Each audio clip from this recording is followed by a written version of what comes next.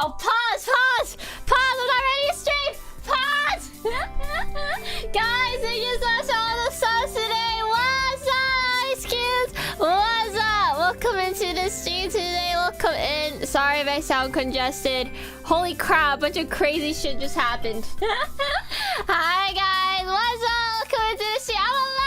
I am alive. Hi, guys. Welcome into the stream today. Welcome in. Let's start our stream by thanking you guys for the subs today. Thank you guys so much for all the subs today. Thank you. And how have you guys been, Ice Cubes? How have you guys been? I haven't seen you guys in like... in like 2 days. I don't know what not Mochi thing is about, but I like teasing you, Mochi. Fuck off! For context, the not Mochi thing, the not Mochi thing was something that happened on the Glitch Stars Observatory today. I was just like, oh, I basically said, who's the coolest Glitch Stars member? And then everyone said not Mochi, and I was like, you don't need to say it. What? You just tell me who you think's the coolest. Are you? You don't have to tell me who you don't think's not cool. What the fuck? That's why you don't touch grass. Don't touch grass, guys. You get fucking sick. I had a fucking crazy 2 days since I've been gone. But yeah, first, let me thank you guys for the subs today. Thank you so much, Seth, for the gift of sub to not Mochi. Fuck you. Thank you, Mike, for the tier 1 sub, a normal sub. Thank you, Jel, for the tier 1 sub. Oh god, hopefully you're here with brain cells. I'm sorry, Jel. Thank you, Vincent, for the 100 bits. Thank you. Thank you, not Flowey, to not Mochi Heart. Why are there so many not Mochi accounts? How many not Mochi accounts are there on Twitch? Okay, what the fuck? Thank you, Floyd, for the gift of sub. And thank you, Seth, for the gift of sub to not Mochi 1. Okay, we're going to numbers territory now.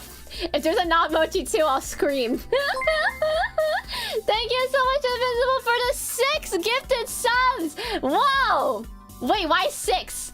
Just curious. It's normally 5. Wait, whoa, we got an extra one today. What the heck? Thank you, Invincible, for the 6 gifted subs. Thank you. I really appreciate it. Thank you so much, Invincible, for the 6 subs. Thank you.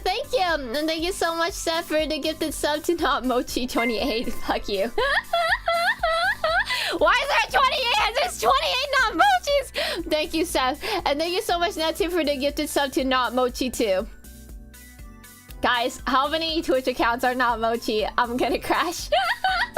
I'm gonna crash! Should I give 7 subs? No! Don't give 7 subs! That is a very expensive bit now, so as your accountant, I highly advise against it. How many not Mochis are there? I hope it was just those 3. I think any more and I might start saying things. Thank you so much, guys, for the subs today. Thank you. Dear Mochi, feel better. How much? Chat, I'm fucking sick! I'm sick! Why aren't you guys like Mochi? I hope you're feeling better. Yeah, I've been live for 1 minute! I've been live for 1 minute and everyone's abusing me! What the fuck? Hi, Mochi. Thank you for the gift this out of not Mochi 23. It makes my heart feel heavy that there might be 23 not Mochis. I don't know how to feel about this.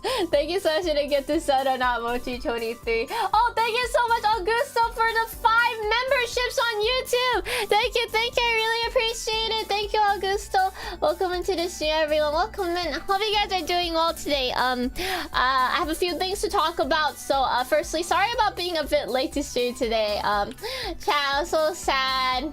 The Mochi family's been having my parents have been having a hard time because of everything, and so I was just talking with them today because well, I was gonna go stream, and then Mama Mochi started crying, and I was like, what's happening? What the fuck? What's happening? And yeah, I was just talking with my family and just being there for them because it's been a stressful month, you know. And growing old is hard, chat. I think growing old is really hard. I think it's just you know, you guys don't know, my dad can't really walk anymore after getting sick, and he's still getting fevers every now and then. And they were just talking about how, like, I don't know, yeah, they were just talking about how, like, things are so different now, and they're not sure things will be the same, but, you know, it's just part of, like, growing old and stuff, I guess. And I'm just like, I felt so, like, I felt so, I don't know, I feel so helpless. I'm just like, I wish I could do something, but, you know,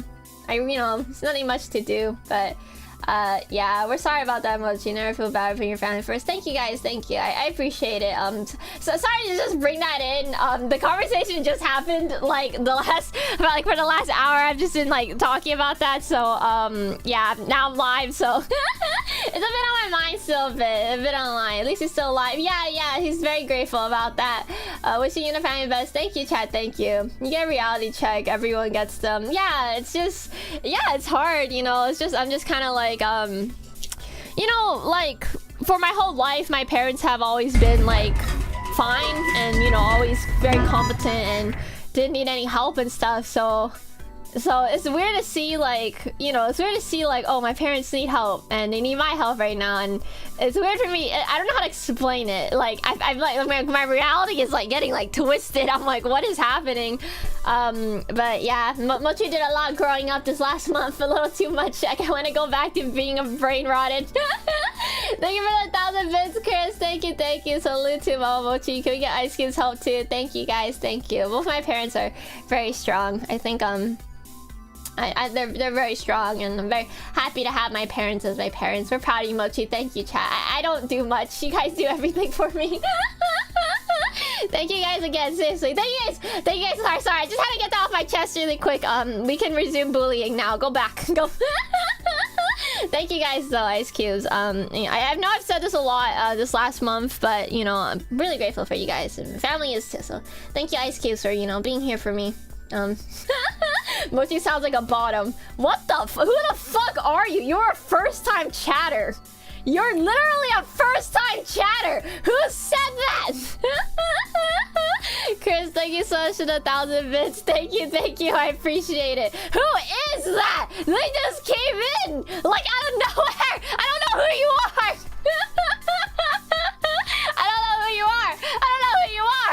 Tell you first-time chatter. That's a cute at heart. You sound like a dolphin. What a time to join, right? I just, what the fuck? Thank you guys so much for the level 5 high chain. Thank you. I appreciate it. Welcome into the stream. Welcome in. How are you guys doing, though, Ice Cubes? I'm glad you're still around. Thanks for not leaving us forever like the rat.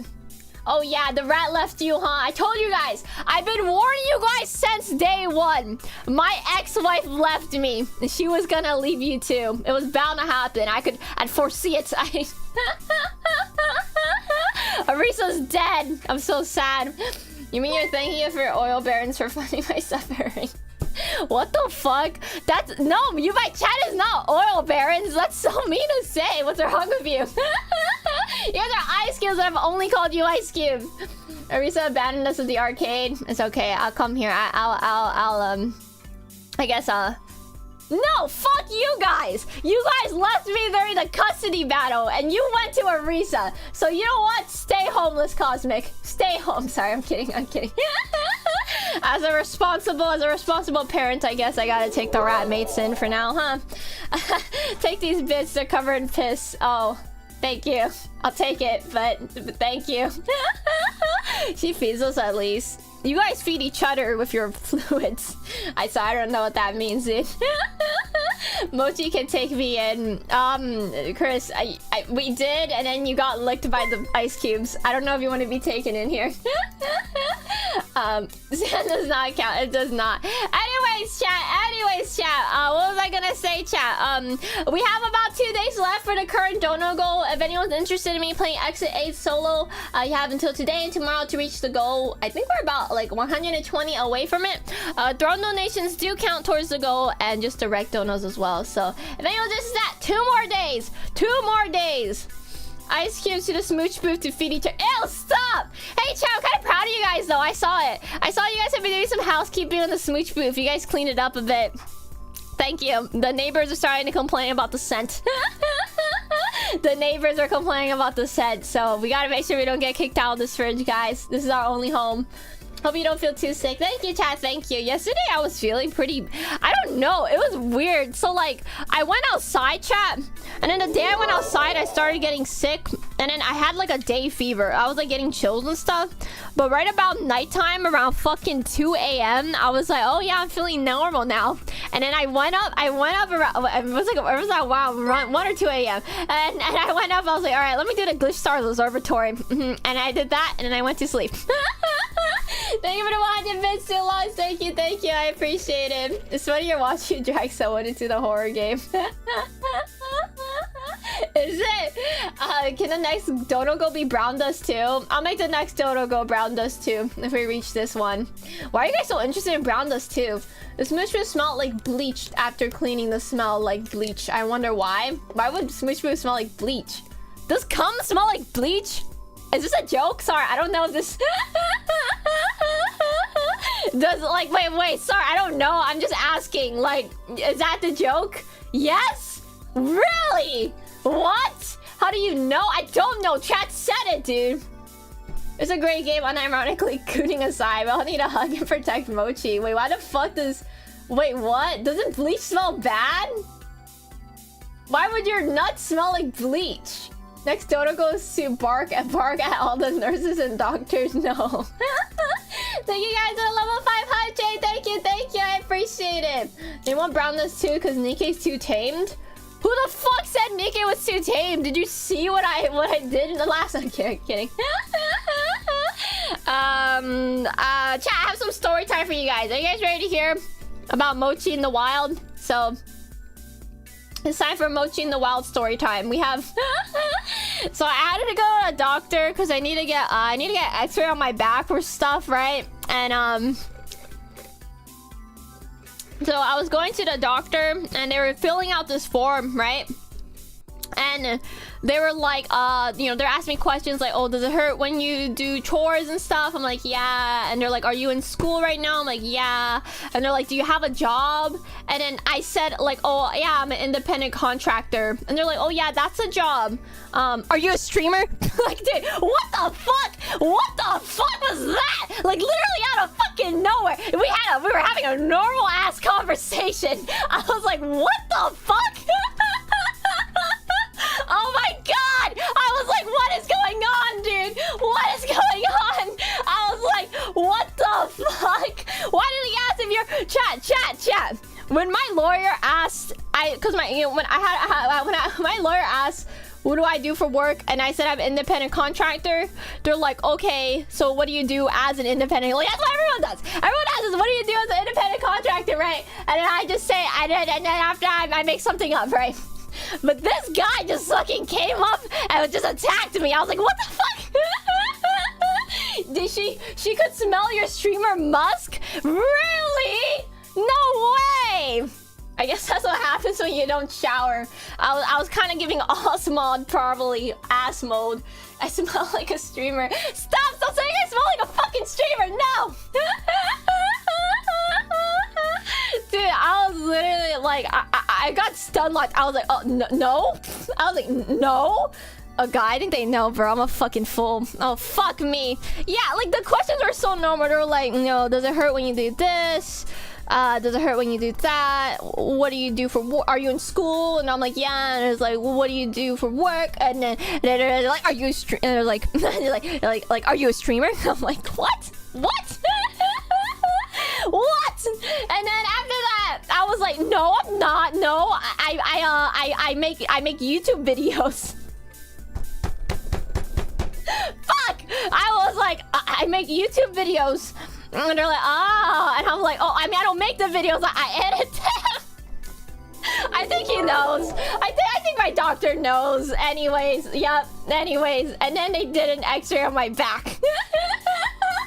I think they know. That was not good. I was not doing well. I am allergic to editing. I hate editing, dude. I don't know. I was just like, oh, I'm a YouTuber. Now I make YouTube videos for other people. Yeah. Mochi, can you bark for us? How much? Give me a bounty. I'm kidding. Being a streamer is now on my health record. It is! Fuck! fuck? Thank you for the 100 bits. Thank you. Ryzen, and thank you, Chris, for the 100 bits. Thank you. Why did you ban Geo? I'm pretty sure you banned Geo on accident. Can you unban Geo, dude? What if the doctor's an ice cube? Chat, no. If the doctor's an ice cube, I'm never going back to that doctor, bro. That's so scary, dude. Of course, the doctor made a sunshine when you walked in wearing a shirt. You haven't changed in 3 weeks. Yeah, my shirt that's blood-stained and everything. Can you get back pain for being flat? No. They did ask, like, oh, is your back in pain when you're doing your independent contractor work? And I'm like, yeah. Because I sit, I guess, but whatever. But yeah, anyways, that was horrible. What would you do if the doctor asked you to sit in a chair in a corner of the room? I was in a chair in the corner of the room! What was I supposed to do? Chat, there was like the little hospital, not hospital bed, there's that little shitty exam bed, and then there's a chair in the corner. Where am I gonna sit? I want you guys to know, you guys have genuinely ruined my real life. I walked in that, so when the nurse walked me in, I just stood there next to the chair, and they were like, oh, you can have a seat. And I looked at the chair, and I was like, oh, okay. Like, I'm not sitting on chairs in the corner anymore because of you guys. Fuck, you're ruining my life. They made me sit on it. I didn't have a choice. I didn't have a fucking choice, dude. Fuck me. Fuck. Hi, JF. Welcome into the stream. Welcome in. Chat, if you guys are a doctor, raise your hand. I'll fucking ban you right now. Every time I see a chair in a corner, I think of you. Why? Why do you think of me? What the fuck? We have real NTR incest enjoyers in Glitch Stars, and you make me the cuck. What? What? I don't even like read incest. I mean NTR, whatever. I don't know. I don't even know what we're talking about anymore. Dr. Koi, nice to meet you. Shut the fuck up. You were not my doctor. I'm Mochi's delivery guy. Fuck. I don't even know what my delivery is on my packages. Hey, don't talk about yourself that way. You have that vibe. That laugh is diabolical. It is, chat. I was born with a blessing, but a curse. You're a cuck because you don't like NTR, but live it daily anyways. What? Don't cucks like it? I'm not a cuck, I'm just a victim. Is that the proper way to say it? I'm not for Mochi. Fun Mochi's addiction. What addiction? I don't have. Why is that the pin? What does that even mean? What addiction do I have? Oh, thank you so much for the Fun Mochi's addiction. What does that mean? What are we funding? There's nothing too fun. Mochi, you're my favorite femboy. I'm not a femboy. I'm just a girl with a dick. Fuck me. You're a cuck because you don't live a day. Oh, sorry, I read it already. All my families are doctors. I was smarter and went for engineering. Dude, I feel like being a doctor is really stressful, chat, isn't it? I feel like it's hard. Your clothes is dry, Mochi. How the fuck did you know that? Yo, you're fucking scaring me. How did you know that? Did you guys hear my laundry? Did you guys hear my laundry? You better pause, bitches, pause. Did you hear my laundry? What's going on? You have the same dryer. Maybe Koi is my doctor. I'm so scared. I'm so scared. I just want to play DK chat.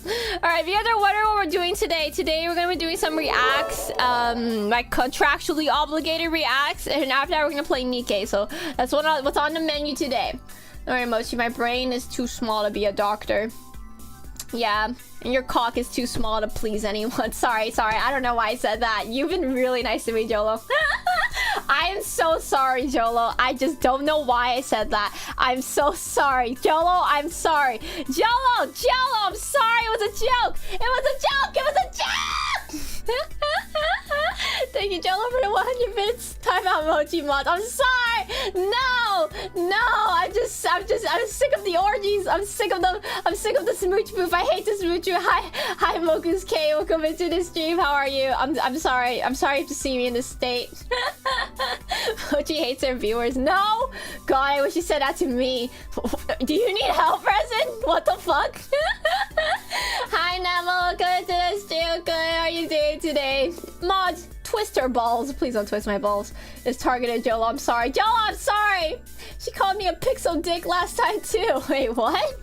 Why did I call you a pixel dick? I don't even remember that. I genuinely don't remember that. Did I actually say that?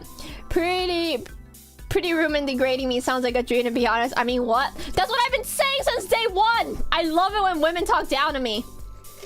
Unfortunately, I'm less of a woman, more like ass mold, but it's okay. It's okay.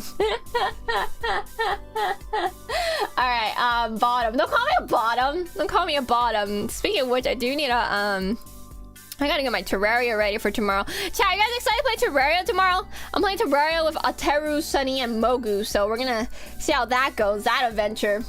Not being the femboy allegation saying that. I'm not a femboy. What the I'm not a femboy. What proof do you need? Like, look at my balls. Oh, Mama Mochi's calling me, chat. I'll be right back. Guys, behave yourselves. Behave yourselves. Okay.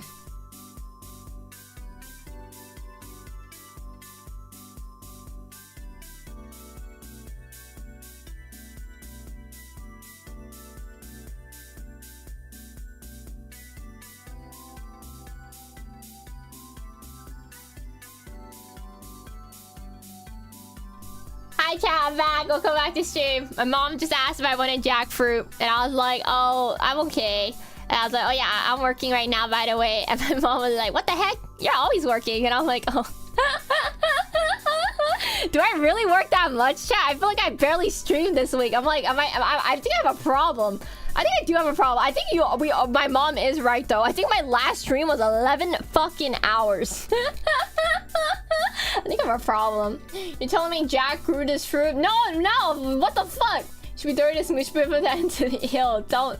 Can I delete the smooch booth? Time to make the chat sound like bleach. That's disgusting. Do not do that. I'm a Terraria veteran. I have 500 hours on Terraria, chat. I love Terraria. That was like, Terraria was like one of my first series I did when I started streaming. Back when I was a small Mochi. Mochi doctors hears her say something about my nuts. Dude, I'm fucking stupid, chat. Don't ask questions you don't want real answers to. Falcons K! What the? I don't know why I'm saying your full legal name. K. Your name is K. I don't know why I'm saying your full legal name. I'm sorry. I paid for the smooch foo. Yeah, you still remember the crafting trees. What the fuck is a crafting tree? No mods? Oh no, we're gonna do modded. We're doing calamity and a bunch of other shit. But yeah, we'll see. I'm excited though. I'm very, very excited. But yeah, chat, I'm fucking stupid, dude. So, oh my god! Oh god, dude, I can't chat. Don't. Mochi in the wild should not be allowed. Mochi in the wild should not be allowed. I went to the doctor, and the doctor was like, okay, Mochi, can you lay on your back? And then I laid on my ass. Like I laid on my belly. I have dyslexia! I have dyslexia! I heard them say lay on your back, and I was like, okay, that means my back needs to be up. So I laid on my belly, and the doctor was like, on your back. And I was like, oh. I looked at it, I was like this, right? And they're like, no, on your back. And I was like staring at them, and I was like, oh, you mean the other way? And they're like, yes, the other way. And I was like, fuck. Oh god. Fuck! No! And I was so sorry. They're like, it's okay, it's okay. And I want you guys to know that I don't think this is the guy that asked if I was a streamer, by the way. Like, this is the same doctor that it was after that conversation they had to do an exam, and then that happened, and he's just staring at me like, oh wow, she's stupid, she must be a fucking streamer. Fuck. Well, your notes got returned to us because you spelled merchandise wrong. What? What's notes? One of your notes got returned to us because you spelled merchandise wrong? What's a note, Dulogs? Can you help me, Dulogs? What's a note? Wait, what got returned? Wait, can you TM me? One of your thank you cards? No! Who was it? Can you send that to me so we can get that resent out? Did any Ice Cubes not get their thank you message? Oh shit. Wait, did I fuck up? What the fuck? You know, chat, I use Glitch Star's P.O. Box as my return address when I send shit out to people. Oh, well, I hope you guys got it. She spelled it merchandise. Are you lying? I feel like you're lying, but I believe it. I don't remember doing this, but I believe it. Did I actually do that? What the fuck? Imagination Mochi clips that a streamer sounds like you. I'm pretty sure it's against HIPAA laws or something like that. Wait, send me his photo, Dulog. Send me a photo right now. I do not believe you. I think he rage bait. I don't believe it. I don't believe it. That does sound like Mochi's spelling. I'm busy. You're a liar then. You're a liar. You're a liar. I don't believe it. I can't sell merchandise that wrong, right? Wait, what merch? Merchandise? I don't know. What is merchandise? I don't even... I'll send it later. Wait, I don't believe it. I don't believe it. Let it work, man. He's busy playing Raid Shadow Legends. I know. Fuck. Thank you, Chardog, for your 3-stream watch streak. Thank you. Thank you. Dyslexia is not an audible disability. Wait, what? Wait, what does that mean then? I hear things in my ears and I get it confused sometimes. Like, sometimes it's like, oh, Mochi, can you go right? And then I, like, go left. Or, like, sometimes I hear people say something to me. Like, when I'm playing Magic the Gathering, they're like, your card does this. And I'm like, my card does that. And they're like, no. Like what does that mean? It's called being dumb. What? That's schizophrenia. I do not have schizophrenia. What? I don't have schizophrenia. What's wrong with you guys? Actually, I'll go find it now because it's funny. You can't be serious. You can't be serious. It's called being dumb. No, no. The brain cell, your brain cells working on overdrive. That makes sense, I think. I've seen Hatman before. I've never seen Hatman. What the heck is Hatman? I don't think I'm familiar with it, Trap. Alright, chat. You guys want to do the Glitch Stars Battle Pass? We haven't gotten to do it in quite a few days. Okay, alright, let's see. Glitch Stars Battle Pass time! Oh, wait, sorry. You know, I forgot to get my summer gear open. I'm fucking stupid. Okay, let me get my sunglasses up. We have to look cool when we do our battle pass. Hi, Mochi, you got your bachelor's degree today. What? That's fucking amazing. That's amazing. Congrats on getting your bachelor's, Alexander. Congrats. You sent it? Is this real? Oh my god, I'm stressed out. I hope he's lying. What the fuck? What the fuck? How is that mines? Is that, oh shit, is that actually mines? Are you gonna get that resent out, Logs? What the fuck is this? Can I show chat, Logs? What the fuck? Yo! Wait, what the fuck? Can you resend that out, please? Can you resend that out? Can you please? Which ice cream didn't get that merch? Guys, look at this! What the fuck? That can't be me! There's no way that's me!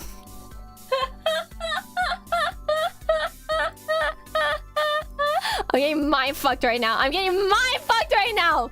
Am I that stupid? What the fuck? Wow, damn. It's really not a bit, huh? I get sad, chat. I get sad when people are like, haha, you're doing this for a bit. I'm like, yeah. Yeah, a bit. Fuck. I think my only saving grace is being American. If I was from a well-educated country, then that would be more embarrassing. I'm just kidding. I think it's sad either way. ESL Mochi is okay. I'm not ESL! This is gonna go to receipts in Discord. What the fuck? Everyone hates me, chat. What is this merch so I can get my hands on some misspelled goods? I don't know. I don't remember. Who am I? She clip farmed so hard that she forgot to clip it. Why would I clip farm your fucking packages? Why would anyone in right mind do that? That's horrible. That's horrible. That misspelling made the packages more sus. Did they think I'm gonna vomit it or something? That's crazy, dude. That's actually crazy to me. It's okay, Mochi. We are proud of you. You're always growing worse. I'm degrading, dude. I'm rotting.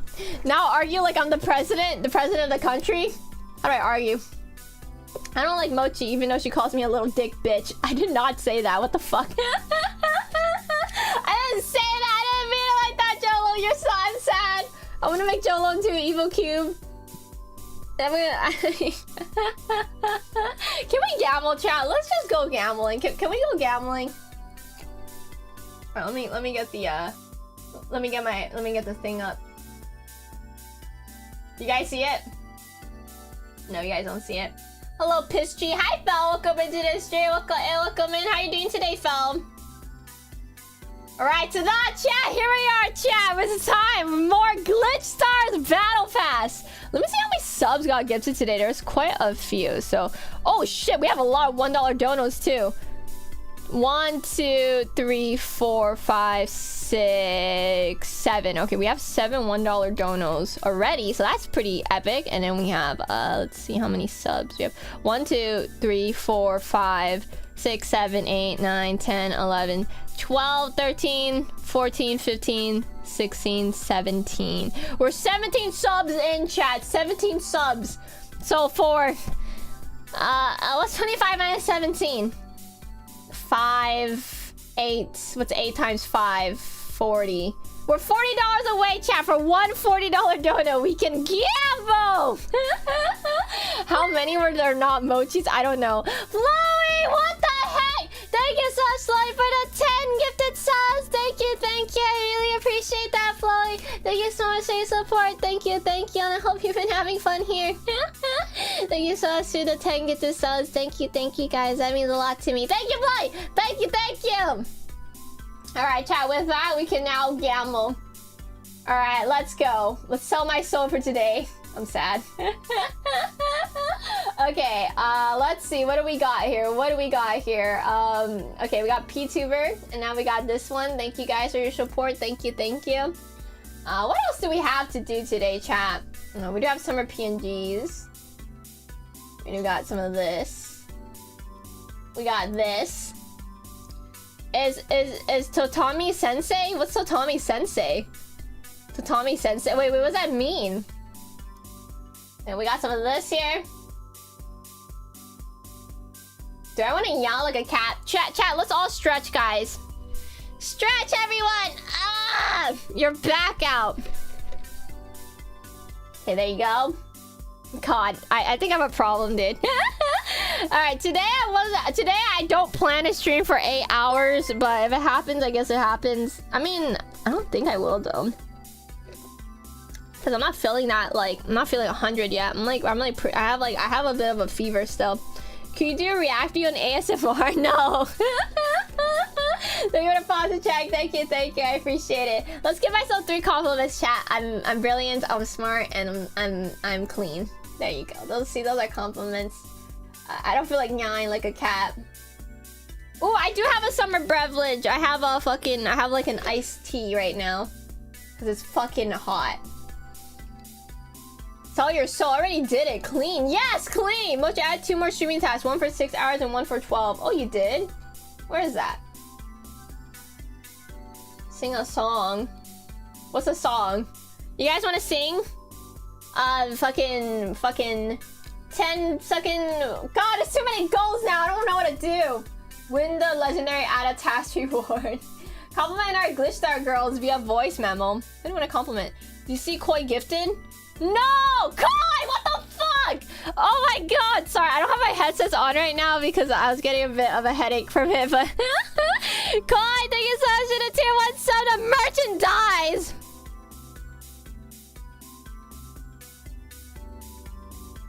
Mods, ban Dr. Koi, please. Stop! You can't make fun of me! I didn't do that on stream! I didn't misspell merchandise on stream! I didn't do that! What the heck? Thank you, Koi, for the gifted sub. Thank you. I appreciate it. Everyone hates me, chat. Everyone hates me. Okay, let's see. Collab, play 5 different glitch stars member in 1 day. Oh, that's pretty fun. Play a rage game, play a souls game. Oh, we're gonna play Nikkei today. Stream for 6 hours. Oh, that's fun. New trendy, gone fishing. Is there any? I'm trying to see everything I missed out on while I was gone. I think we're pretty good, chat. I think we're pretty good here. Thank you so much for the tier 1 side of merchandise 900. Stop. What's happening today? Why is everyone finding new ways to bully me, bro? We're freaking making new things. Not Mochi. Merchandise. I didn't even do anything. Thank you guys for level 4 hype train, by the way. Thank you. I appreciate it a lot. Thank you guys for level 4 hype train. Thank you, Seth, for the gifted sub. Thank you. I need to see how many subs are we in right now then. 1, 2,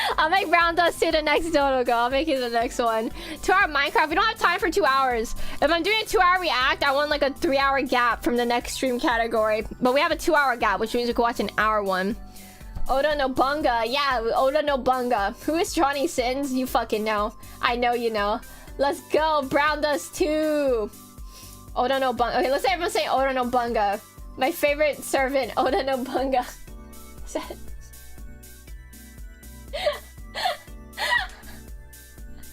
And then no Bunga. Oda Nobunaga.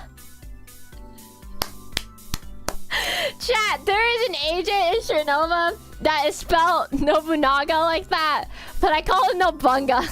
So that's why I fucked up. I get it now. Sorry. Chat, it's not my fault. It's Chernobyl's, I swear. I was so confused. I thought you guys just wanted to watch the Nobunga video. And now I realize everyone was making fun of me. Is this just a list of videos? Yeah, just a list of videos we could watch for points. But yeah, thank you for the get this sub to Nobunga. Guys. Leave me alone! Leave me alone! You guys are so cruel to me! You guys are so cruel and evil! How can you treat me like this? How? How? Fucking monsters. We're gonna fucking watch this video. Is this guy really the GOAT? Alright, let's see. Alright. Only the first 6 videos. Why are there 7 videos? Oh, who's that this? Only watch the first 6 videos. Alright, let's see a chat. Alright, you guys ready to learn some history? Admiral Yi is better. But who the fuck is Nobunga? Also, don't worry, do vlogs. We're gonna watch everything on this list eventually. That is my plan. Since I'm contractually obligated to do reacts, you know. I don't say that in a sad way though. I get paid more because I'm contractually obligated to do reacts. Nobunga is like George Washington. George Washington? The George of Washington? She's a girl from FGO. Nobunga? Oh, I know Nobunga. Nobunga was like... I really liked her design. I didn't play the game, but man, I bought like hella posters and keychains of her for some fucking reason. You haven't seen Action 6 as high school? You haven't? Okay. If you do Brown Dust 2 content, I'll donate. Well, we're gonna make that the next dono goal. So if we reach this week's dono goal, I can change it. Yeah, it's like Noabunga. I know it's Nobunaga! Leave me alone! I made a mistake! Alright, yeah, should we watch Admiral Yi then? Okay, chat. Admiral Yi or Nobunaga? Admiral Yi or Nobunaga? They're like around the same time. I mean, what if we just do both? The problem is we can't do both because like a 1-hour video becomes like a 40-minute video becomes 1 hour because I just love talking and putting my 5 cents in. Admiral Yi, Nobunga, the video is perfect. Who the fuck is Proud Cuck? How to switch along that fucking name here? Thank you, Saffron, to get this out of Proud Cuck, I guess. This Nobunga. Kiru Kazuma, poll? We could do a poll. Alright, fine, I'll do a poll. Let's see Mochi. Here, chat, we're gonna do a 5-second poll, okay? You guys have 30 seconds to vote. Only on Twitch, because YouTube doesn't have rights. Sorry, YouTube. Who?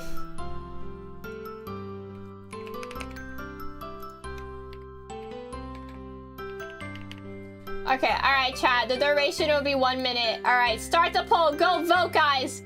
They're gonna get this out of Flat Justice. Thank you, Flat is Justice. Damn, I can't nap in peace during the weekend either. You had 2 days off, bitch! Sorry. Thank you, Graham, for all your work you do for me. Sorry. Inside thoughts.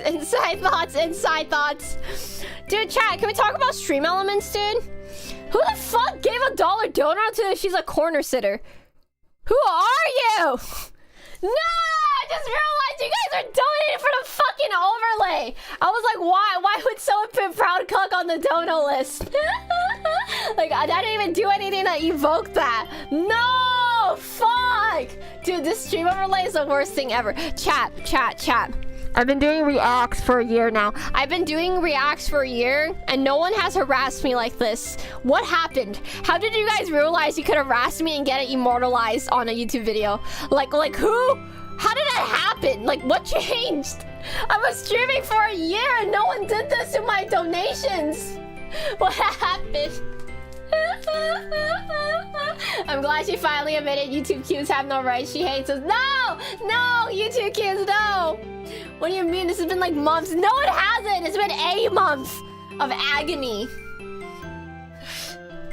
Chat, someone please donate to Not Femboy Streamer. Thank you for the donut of Femboy Streamer. I hate that I have to thank for it. If I don't thank you guys for these demoralizing subs, I look ungrateful. That's a joke, by the way. That's a joke. Alright, looks like No Bunga won the poll. Alright, Ice Skills will watch No Bunga. We'll watch you next time. Alright. Thank you so much, Steph, for the gifted sub. Thank you, thank you. I'm seriously really grateful for it. Thank you guys for the subs. Would you prefer this, your Qs, or bonking you in your TTS? I prefer this, not my TTS. Not my TTS. Don't touch my fucking TTS. Alright, chat. Let's get watching. Let's get watching.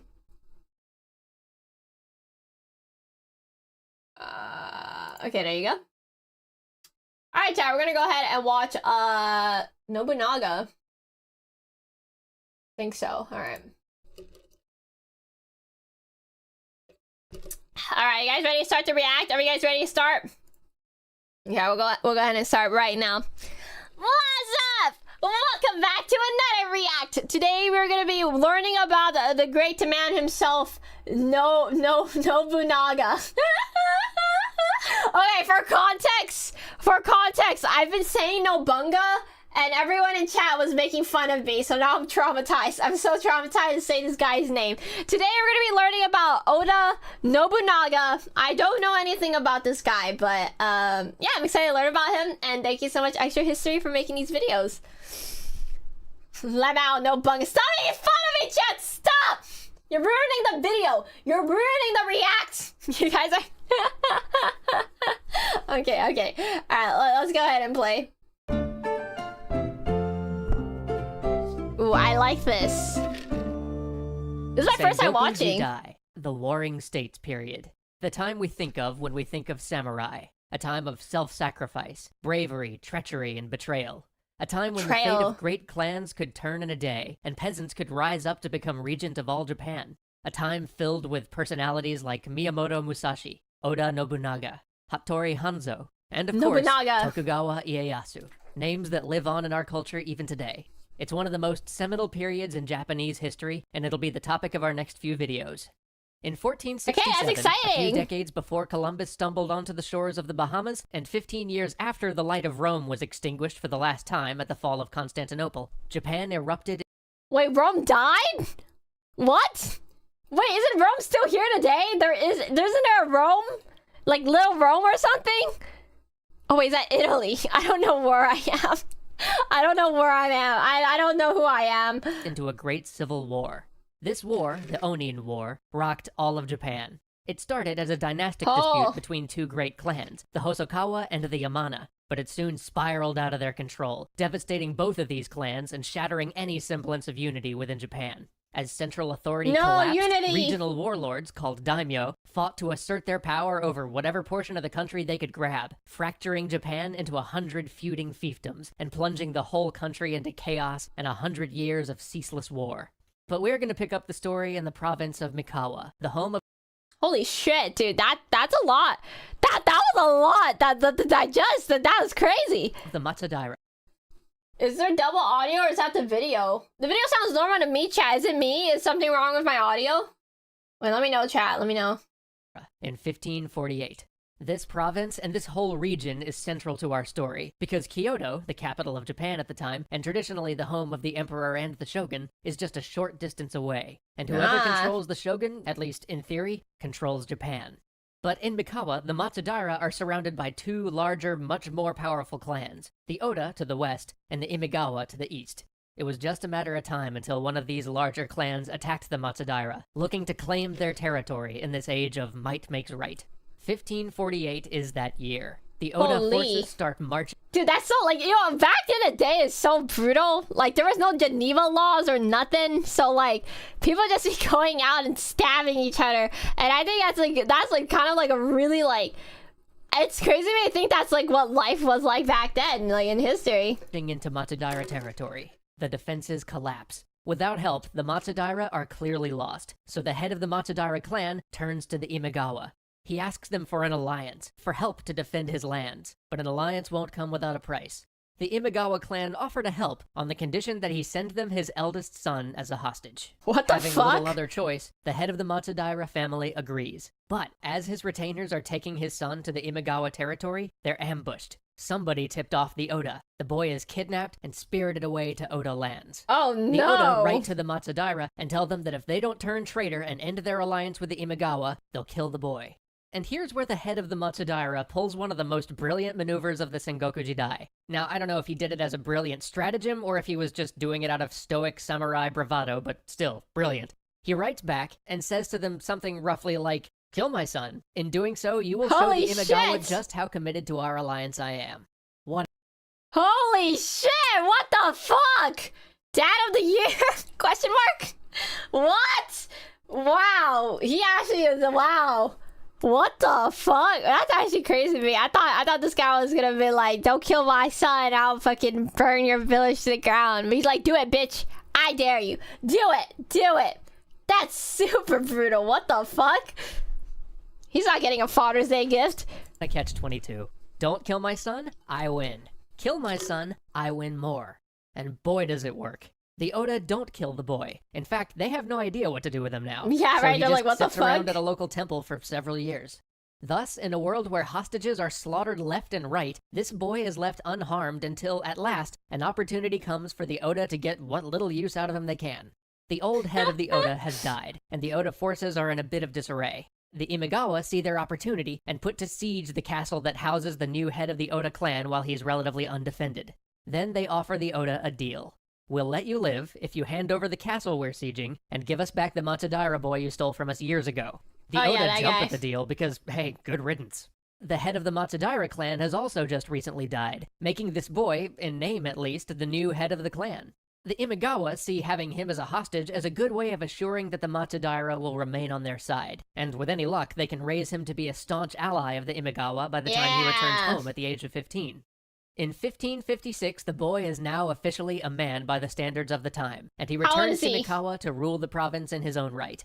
The alliance with the Imagawa is going well. The Oda are feeling the pressure of the combined forces of the Matsudaira and the Imagawa, and now it is time for this teenage daimyo to take up the sword himself and lead the Matsudaira forces. His capacity for war is quickly confirmed as he storms through Oda land, 16! reducing the hill forts along the border. But even as his armies are raising the Matsudaira flag over these fortified hills, the Imagawa forces are doing even better, cutting deep swaths into the Oda lands. The end is near. The Imagawa forces are going to march on to the final great Oda castle, destroy their last major rival, and sweep Wait. on to take Kyoto, with the How does loyal Oda become a Matsudaira at their legend side. then? The Imagawa forces are resting in a gorge, partying, celebrating, and regathering their strength for the final siege of this castle. The Matsudaira forces are camped a bit further off at one of the border forts they've recently taken. Meanwhile, the last of the Oda forces are in their castle. They are preparing for one last desperate defense, but their leader, No. the 26-year-old Oda Nobunaga, has This guy's the GOAT! This guy's the GOAT! He's gonna bring it back somehow. He's like LeBron. other plans. His advisors counsel him to hide in the castle, or perhaps to surrender without a fight. But he turns to them and he says, "Do you really want to spend your entire lives praying for longevity? We were born in order to die. Whoever's with me, come to the battlefield tomorrow morning. Whoever's not, just stay wherever you are and watch me win it." He Damn. knows that all defending the castle will do is buy him maybe a few more days, but he has no interest in losing more slowly. He'd rather take the 1,000-to-1 shot at victory. So he gathers up the few hundred men he has in his castle What? and begins riding toward the Imagawa force, an army that numbers in the tens of thousands. He rallies men to his banner as he winds through the countryside, mustering a force of about 2,500 souls not afraid to die on this suicide charge. he's proposing. 2,500? But his information network is still good, and he knows that the Imagawa forces are resting in a gorge. What's more, it's a gorge he knows well from when he was a boy. He has a plan. It may be a desperate one, perhaps even a foolhardy one, but it is a plan. He has no intention of charging onto the spears of his enemies just to die with glory. When they near the gorge where his enemies are resting, Oda Nobunaga does something that seems like madness with his force of 2,500 facing up against an army of 25,000. He splits up his men. But he's playing to win here, and he knows that he's only got one shot. So he says, I knew it! This guy is in the NBA! That's what his, like, name stands for. Sends a division of 500 men up to a fortified temple on a nearby hill. Oh, I'm the end of my These seat right 500 now. men are not there to fight, but rather to create a decoy army. They take flags and banners and litter them atop the hill so that the men in the gorge think that Nobunaga's entire force has taken up a defensive position there. Hardly a threat for them to worry about. They're tricking him! Like a After all, magician! it's just one more hill fort to take. But Oda Nobunaga has another plan. He knows how to sneak around the gorge and enter it from a place the Imagawa will never suspect. As he begins to lead his forces around their stealthy path, a storm rolls in. The rain begins to pour. The clouds and the water whipping through the wind mask his approach. Whoa. No one in the gorge sees them until it's too late. The men in the gorge have been drinking. Some are in tents. Many have dispersed to find shelter from the rain. And then, just as the clouds part and the rain stops, Oda Nobunaga's men come charging into the valley. It's mayhem. It's a slaughter. Oh my god! The unprepared and drunken men scatter or fall where they stand. That's pretty brutal. The attack brutal. is so sudden that the lord of the Imagawa doesn't even realize it's an attack. He thinks it's just a ruckus caused by the peasants in his army, so he doesn't move from the play he's watching until a soldier bursts into his tent. At first he thinks it's one of his men, but the soldier thrusts a spear at him. He whips out his katana at the last moment and slices the spear in two, but too late. Another man rushes in and lops off his head. Damn. With such surprise and such panic, with the complete loss of their leadership, the Imagawa army evaporates. Thousands are cut down as they flee. Thousands more just quietly return to their farms back in the Imagawa lands. But this force was everything. The Imagawa thought they were going all the way to Kyoto with this army, so they brought everything they had. The weakened Imagawa are now just carrion for their hungry neighbors. All of those clans around them descend on their land and carve it up between them. Even one of their former allies. The young leader of the Matsudaira understood which way the wind was blowing. As he watched the routing Imagawa forces stream past his captured hill fort, he decided that it was time to meet with the young lord of the Oda. Oda Nobunaga, perhaps due to his own lack of forces, or perhaps due to the Matsudaira boy's nearly mythical ability to dodge death, agreed to work with him rather than slaughter his forces outright, as was often done to the losing side during the Sengoku Jidai. The young Matsudaira leader agreed to be not perhaps a vassal, but more a junior partner in wherever Nobunaga's adventures may lead him. Okay, that's actually quite surprising. I thought this guy was gonna get stabbed. This young man who will one day be known far and wide, Tokugawa Ieyasu. Join us for the next episode as Oda Nobunaga begins to formulate his own plans to march on Kyoto, and this young man transforms the Matsudaira into the formidable Tokugawa clan. Oh, and if you want some more cool samurai facts, check out this video from our friends at All Time Numbers. See you next time. Thank you for the first part! Who the fuck is fucking with my donuts? What? Wait, I just looked at the overlay, the sentence completely changed from the start of the video. Be ready for my butt cheeks? What the fuck? Who's saying this shit? Hold on, pause. I missed a lot while I was watching that video. My wife left me. Wife gone sad. My butt cheeks. Be ready for... Guys.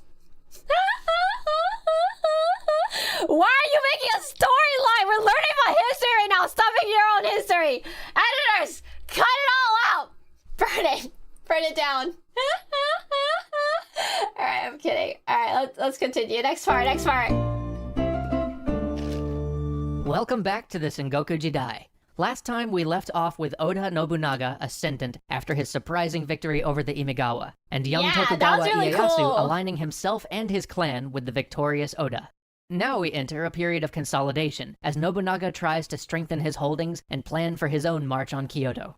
And this is where the alliance with Tokugawa becomes so important. You see, to the east of Owari, the home province of the Oda, were three great clans, the Hojo, the Takeda, and the Uesugi, all of whom were arguably more powerful than the Oda. So why didn't one of these clans march west and steamroll everything between them and Kyoto? Well, because every time one of them would start to, one of the others would invade their territory. But now that Oda Nobunaga had the Tokugawa as allies, his eastern flank was secure. He could look west with impunity, or at least with a pretty big buffer between him and anyone who wanted to stop him.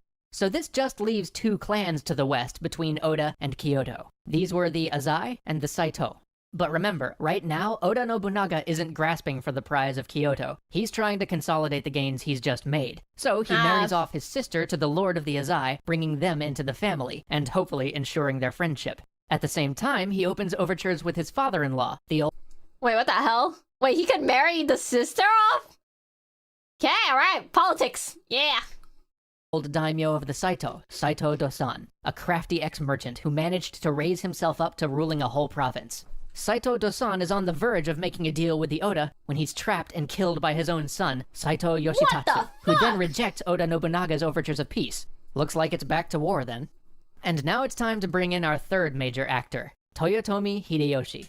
Actually, wait, no. Before we go on, we gotta talk about names. Because, you see, at this point, Toyotomi Hideyoshi isn't actually being called Toyotomi Hideyoshi yet, and Tokugawa Ieyasu isn't called Tokugawa Ieyasu yet either. And basically everybody in this story changes their name like 13 times, because it seems to be a thing at the time to demand that everybody call you by increasingly cooler names the stronger you got, which, yeah, it's kind of awesome, but it also gets extremely confusing. So we're basically just gonna ignore it and just call everybody by the names history remembers them as. The only really important one to remember is that Tokugawa Ieyasu was called Matsudaira Motoyasu, and like 6 other things before that, before he became Tokugawa Ieyasu. And that he was the leader of the Matsudaira clan from the last episode, which by the end of this episode he will rename to the Tokugawa— You see why I'm not bothering with all these name changes?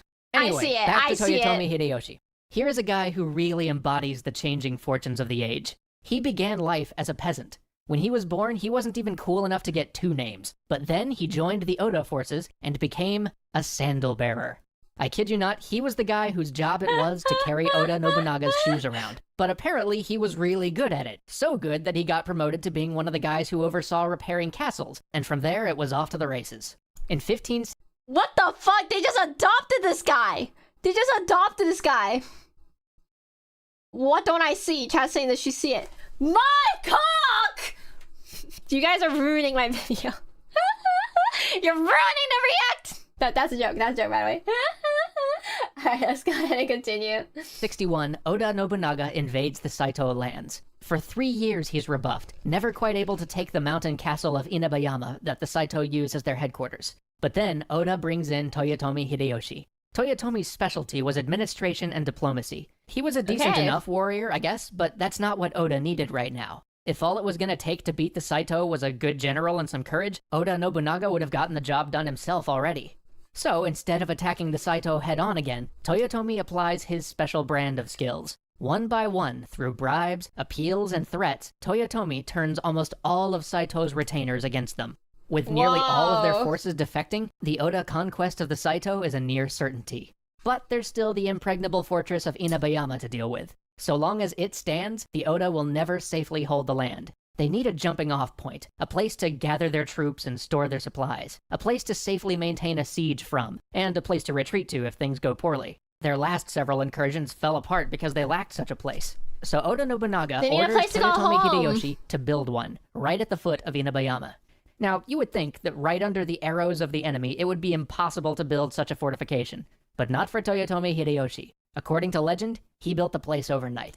Now, we can be pretty sure that he didn't actually build that place overnight, but getting himself a legend like that probably means he built it pretty darn fast. He certainly did it fast enough that he got it built before the Saito could really muster an effective attack against it.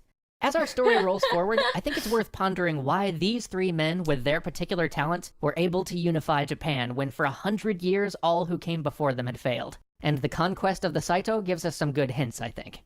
But back to Inabayama. Once Toyotomi Hideyoshi's fortress is in place, Oda Nobunaga brings his forces up to put the Saito's castle under siege. But Hideyoshi's not done. He has one more trick up his sleeve. He's been talking to the local villagers, and he knows— Dude, you know, like, learning all this, like, I feel like brain is really overpowers brawn. Like, all these legends and history, like, they're always, like, I don't know, they're always, like, at a disadvantage of some sort, but then they just kind of, like, they win despite the disadvantage.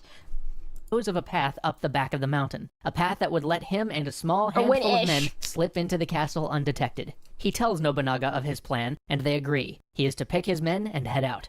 In the dead of night, they scale the side of the mountain, and just before dawn, leap over its walls. They quickly rush to set fire to the storehouses and the powder magazine. The magazine explodes in this great gout of flame. The defenders inside are totally disoriented. Outside the walls, they see thousands of men advancing on them. They see the treacherous banners of those they thought to be their allies slowly creeping up the hill, and then bang, the castle erupts. Some men throw down their weapons right on the spot. Others leave the castle walls and race to the courtyard, thinking a full-scale attack is going on.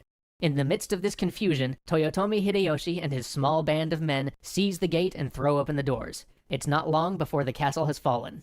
This is the end of the Saito. When the campaign is done, Nobunaga makes Toyotomi a lord for his services and appoints him to rule over 3 prefectures of the former Saito's land. With the Saito out of the way, Oda Nobunaga plans at last to march to Kyoto.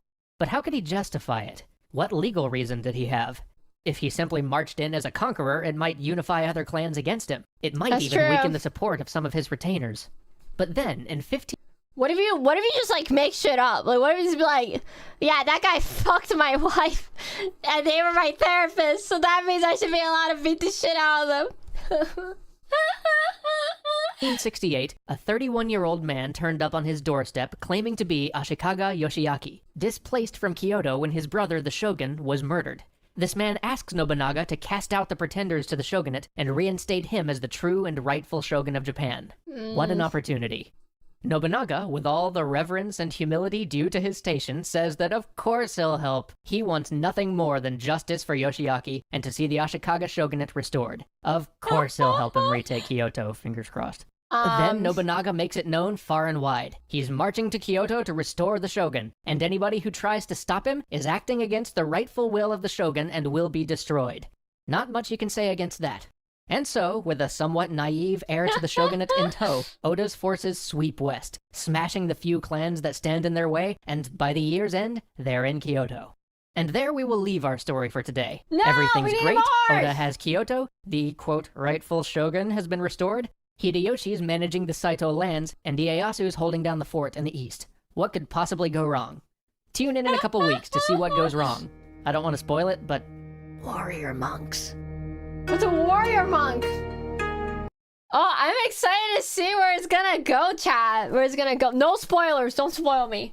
I don't know how the story ends, which is crazy because it's history, but I've never heard of this before. Warrior monks are OP. Well, spoilers! I need to see. I need to see it for myself. Look at Mike Hawk. XD. Chat, stop wasting your money doing this! It's evil! It's evil! Does everyone know what warrior monks are?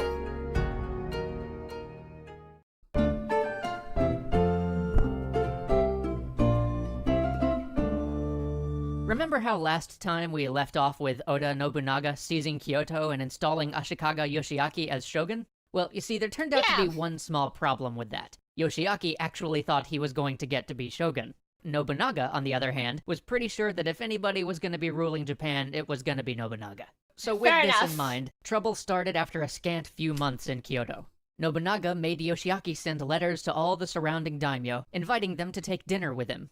Unfortunately, Yoshiaki had already started to send out secret letters of his own to nearby clans, inviting them to come liberate Kyoto from the hands of the wicked usurper Nobunaga. Fuck? So you can see how this dinner invitation might seem suspicious to some people. And the head of the Asakura, one of the powerful nearby clans, saw through this offer of an evening snack from Yoshiaki, realizing that Nobunaga was behind the whole thing, and decided it was a trap.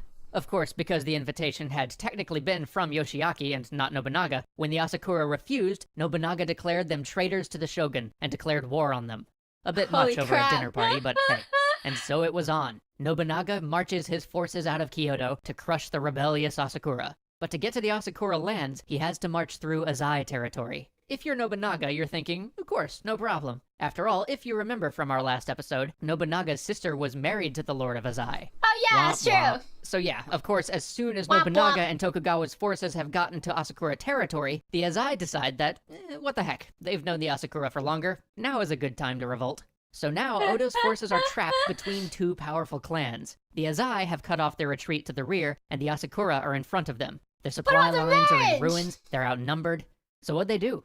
Well, Nobunaga's first response was to fight everybody, but luckily his generals convinced him that they could split the army and safely slip away by the back roads. And here you've got to give Nobunaga credit. One of the reasons that he succeeded where so many others failed was that he was always playing to win. He was willing to take a desperate gamble if it was the only chance he had, but he wasn't a man who acted rashly or out of temper. But oh man, let me tell you, he was pissed. He'd withdraw, but he was gonna kill his brother-in-law. No, literally, he was really going to kill his brother-in-law. Oh my But it gets gosh! worse. The Oda column is sneaking through forest backroads, Nobunaga cursing loudly about the treacherous Azai, when suddenly there's a noise from one of the trees. A ninja. No! The ninjas! Wait, I was gonna say, if they're trying to, like, sneakily get away, maybe this Nobunaga guy should, you know, not yell too loudly. If you know what I'm saying, like... Sugitani Zenjubo has been lying in wait for them. He fires his first shot from an arquebus, tosses it aside, and fires a second shot from another arquebus he had primed and ready. Both hit home. Nobunaga is thrown from his horse, chaos erupts, Sugitani Zenjubo flees, but his job wasn't done. Nobunaga stands up, both bullets having lodged themselves in his armor. What the fuck? And if you thought Nobunaga was mad before, oh boy. So, with an assassination attempt behind... Wait, is that his green nipples? Like, did y'all see that, or am I making shit up? If Nobunaga was mad before, oh boy. Oh, that's the Hulk. Ah, I get it now. I was like, what's going on? Whoa. So, with an assassination attempt behind him, Nobunaga makes it back to Kyoto, scary. and over the next 2 months, he rallies his forces. Now, with Tokugawa and Hideyoshi at his side, it's time for him to return to Azai and teach them what it means to betray Oda Nobunaga. It is now July of 1570. The combined Tokugawa and Oda forces have marched into Azai land. I wonder how he's gonna get revenge. To threaten one of the main Azai castles, but they're met at the Anegawa River by the combined armies of the Azai and the Asakura. The Azai line up on the east to face the Tokugawa forces, and the Asakura line up on the west to face the Oda. The stage is set for an epic... Wait, no, hold on. Nobunaga wants to switch it up first. The night before the battle, when he sees the Azai flags to the east, he switches his whole line around so his army is facing the Azai, while Tokugawa's handles the Asakura. Because nobody kills Nobunaga's brother-in-law, except Oda Nobunaga. That's so... That's kind of petty, isn't it? But I'm kind of here for it. Like, yeah, you go, dude. You get your revenge. The night before, you switch shifts. So now, in the dim twilight hours of the morning, the battle begins, with samurai struggling in the knee-deep water of the Anegawa. Steel ringing on steel, waters running red. Nobunaga's forces are barely able to hold their own, pushed back inch by the fury of the Azai assault. Enemy samurai almost reach Oda Nobunaga himself, only to be cut down at the last minute before they can deal the killing blow. But Ieyasu's forces are faring much better, and just as it looks as though the Oda forces might collapse, the Tokugawa push back the Asakura, and Ieyasu detaches a division to slam into the Azai flank. The Azai start to disintegrate. Nobunaga is saved, and the day is won. But the Oda forces are in too ragged a shape to pursue, and so they withdraw to Kyoto. Seeing the desperate shape the Oda troops are in, another clan, the Miyoshi, the clan that Nobunaga initially kicked out of Kyoto, decided it was time to get theirs back, and aligned themselves with the Iko-Iki, warrior monks who held the nearby temple fortress of Ishiyama Honganji. Now, have you noticed how everyone's coming at Nobunaga piecemeal? If the Azai, the Asakura, the Iko-Iki, and the Miyoshi had all worked together, they could have crushed the Oda. But this is one of the key characteristics of the age. This whole period is a catalog of people living in a state of mutual distrust. This is why the Oda-Tokugawa alliance is so important. Having just one ally that he could consistently count on gave Oda Nobunaga an enormous advantage, and allowed him to mop up the rest of the clans one by one. Wait, friendship is magic. Friendship is real magic. Did Mochi play Sekiro a bit? Which brings us back to the Miyoshi and the Iko-Iki. The Miyoshi are sort of a historical footnote, but the Iko-Iki are something we've gotta talk about. These guys were militant Buddhists, and when I say militant, I mean these guys were able to kick an entire samurai clan out of the Kaga province. Wait, what the fuck? How are you gonna be Buddhist and killing? Wait, hold on, something's not right. I just realized warrior monks don't really work. Chat? Wait, well, monks are different back in the day. And just take it over for 100 years. To put that in perspective, this was the only province in all of Japan not to be ruled by samurai at that time. These guys scared the heck out of Oda Nobunaga and Tokugawa Ieyasu. In fact, they were probably the biggest obstacle between Oda Nobunaga and unifying all of Japan. Luckily for Nobunaga and Ieyasu, these warrior monks were more of a loose coalition than a unified group, suffering from the same distrust and fragmentation that afflicted the rest of the country. Now, in this case, the warrior monks giving the Oda trouble were from the temple of Ishiyama Honganji, a vast fortress complex at the mouth of the Yodo River. Nobunaga sallied out with 30,000 men to They achieve enlightenment through blood. What the fuck? I mean, I guess that's how it be. That's how it be. reduce the temple. He had to. You see, the thing about the Ikoiki was that they weren't a clan. They didn't follow the same rules of territory. A samurai clan had its domain, and if anybody entered it, well, that meant war. But the Ikoiki were monks, which meant that, sure, they had their province of Kaga, but they basically set up their temples wherever they pleased. After all, it's hard to stop your own peasants from building a nice, peaceful temple in your province. And this temple, Ishiyama Honganji, was just south of Kyoto, where Osaka is today. These monks had been refusing to pay taxes, disrupting trade, and generally just being a nuisance for some time. Nobunaga couldn't have them deep in his territory while he tried to conquer Japan, and now that they'd allied with his enemies, well, it was time for all-out war. So Nobunaga raced south, and his 30,000 men surrounded the temple. The order to attack was given. They tried to charge forward, but the marshy land around the temple dragged at them. They sunk into the tidal flats, weighed down by their heavy armor. Their feet, sucked down by the muddy ground, got trapped in pots that the monks had buried in the wet soil. Then, gun monks. Yes, 3,000 elite monk Monks can have guns? Holy shit, history is crazy! arquebusiers came to ruin Nobunaga's day, and Nobunaga learned what everybody else who had tried to dislodge the monks of Ishiyama Honganji had learned. Ishiyama Honganji was impregnable. For 11 more years, Nobunaga's men would camp around Ishiyama Honganji, making it the longest siege in Japanese history. No castle defended by samurai, no daimyo's fortress ever held out as long as these peasant monks. But no sooner had Nobunaga's offensive against the Ishiyama Honganji stalled than he learned that the Azai and the Asakura were back in it, coming after him with the warrior monks of Enryakuji. You see what I mean about Buddhist monks actually being Nobunaga's strongest opposition? Well, Enryakuji was a fortified monastery on top of Mount Hiei. Wait, Mount Hiei?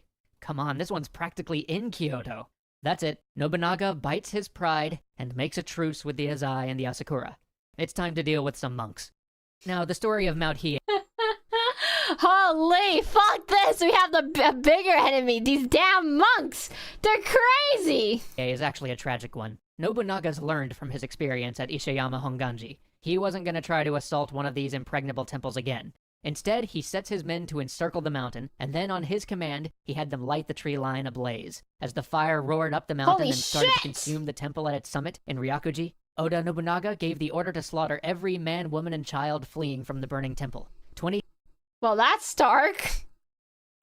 people died on that day, Oh and my all of gosh. Japan learned what kind of man Oda Nobunaga really is. In our next episode, things get grim for Tokugawa. Holy shit, wait. Damn, this Oda Nobunaga guy's damn. Holy shit, that was kind of crazy. Whoa. It's a lot of people. Ieyasu, and one of the most famous ninja in history enters our story. Famous ninja? Okay, alright, part 4. The story just keeps evolving. That was ruthless, that is. You should watch Drifters. Nobunaga's a goat there. I haven't seen Nobunaga. Genji. I don't think it's Genji.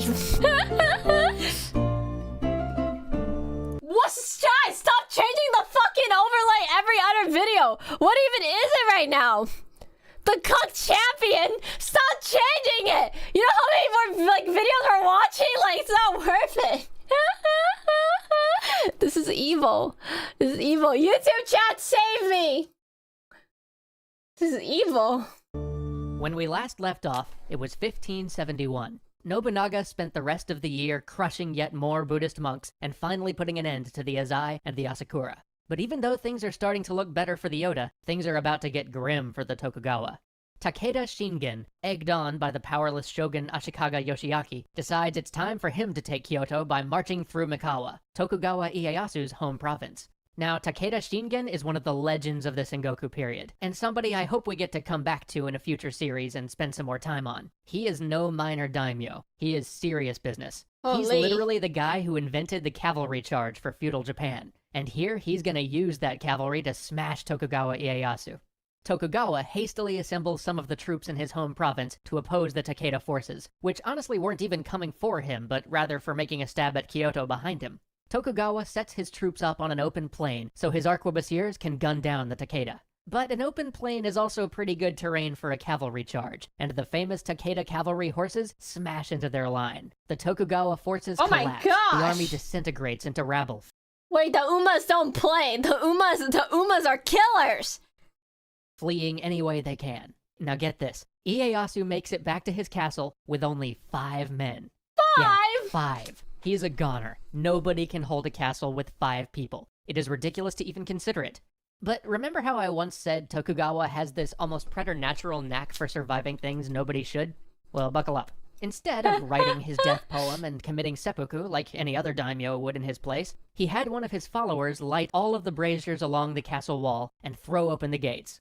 Then that same warrior began to beat a great drum. The Takeda didn't know what to do. They suspected some sort of trap, so they hesitated. Then, in the middle of the night, Tokugawa deployed his secret weapon, Hattori Hanzo, the famous ninja warrior. Hattori Hanzo led a band of ninjas to sow chaos amongst the Takeda vanguard, and they did. This was the last straw. With such a bold attack on their leading troops, the Takeda became convinced that Tokugawa Ieyasu must have a ton of men inside this castle, and it was time to turn back. And so, like that, the Takeda retreated, and Tokugawa successfully kept his castle and his life with only 5 men to protect it. Of course, the Takeda... Wait, this guy just did the biggest poker play ever. Like, he actually went crazy. What the hell?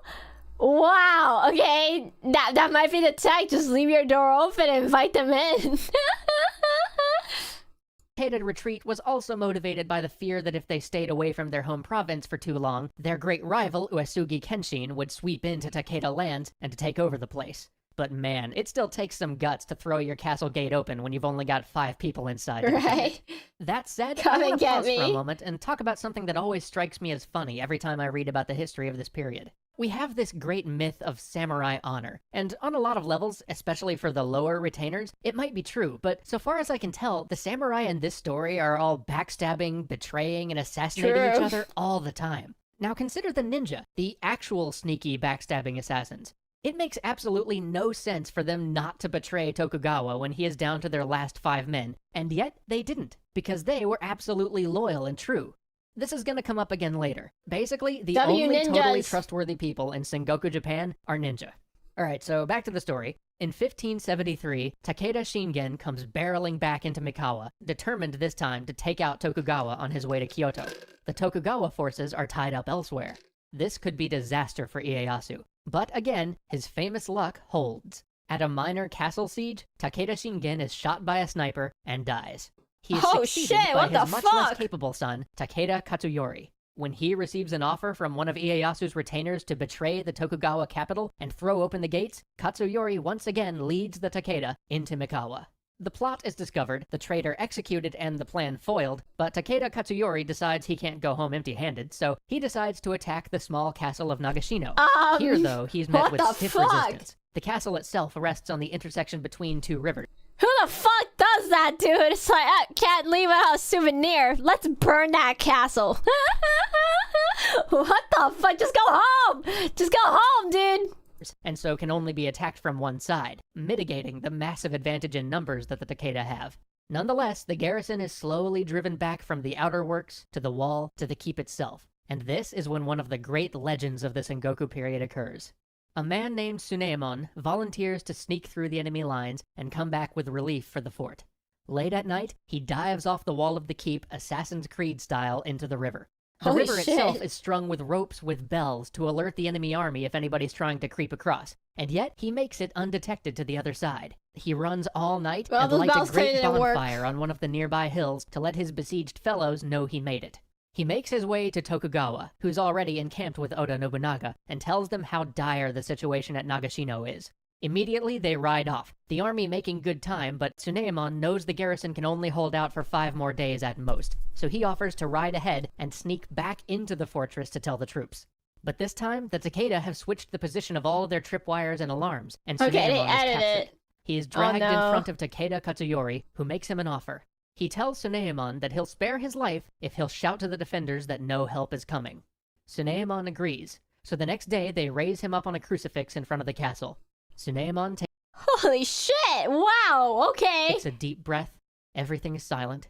Tsunaemon shouts that Tokugawa's on his way, hold firm, and then he's stabbed with dozens of spears and dies. Wow, that was admirable! Wait, the goat! Holy crap! Wow, that's actually really admirable, huh? Wow, what a man. That's a real man. What a Chad. 07. Can we get some F's in chat for this guy? That was admirable. That was... Wow, no wonder he's a legend. Loyal to the end. I think there's something so strong about that. Like, wow. But the garrison does hold out, and Tokugawa and Nobunaga arrive with their army. Katsuyori wheels the majority of his forces to face them.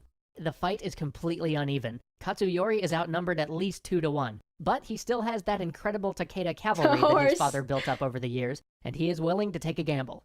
The Takeda cavalry come thundering down on the combined Oda-Tokugawa forces. Honor makes you immortal, since real. the last time they met the Takeda in battle. They've hastily thrown up a bamboo palisade, a loose fence to blunt the enemy charge. Behind it, they place 3,000 arquebusiers firing in volleys. The Takeda horses are slowed as they cross the river. Waves and waves of shot pour down on them. Their lines are ragged, the charge has lost all of its impact, all of its shock, and yet still some of them hurtle on.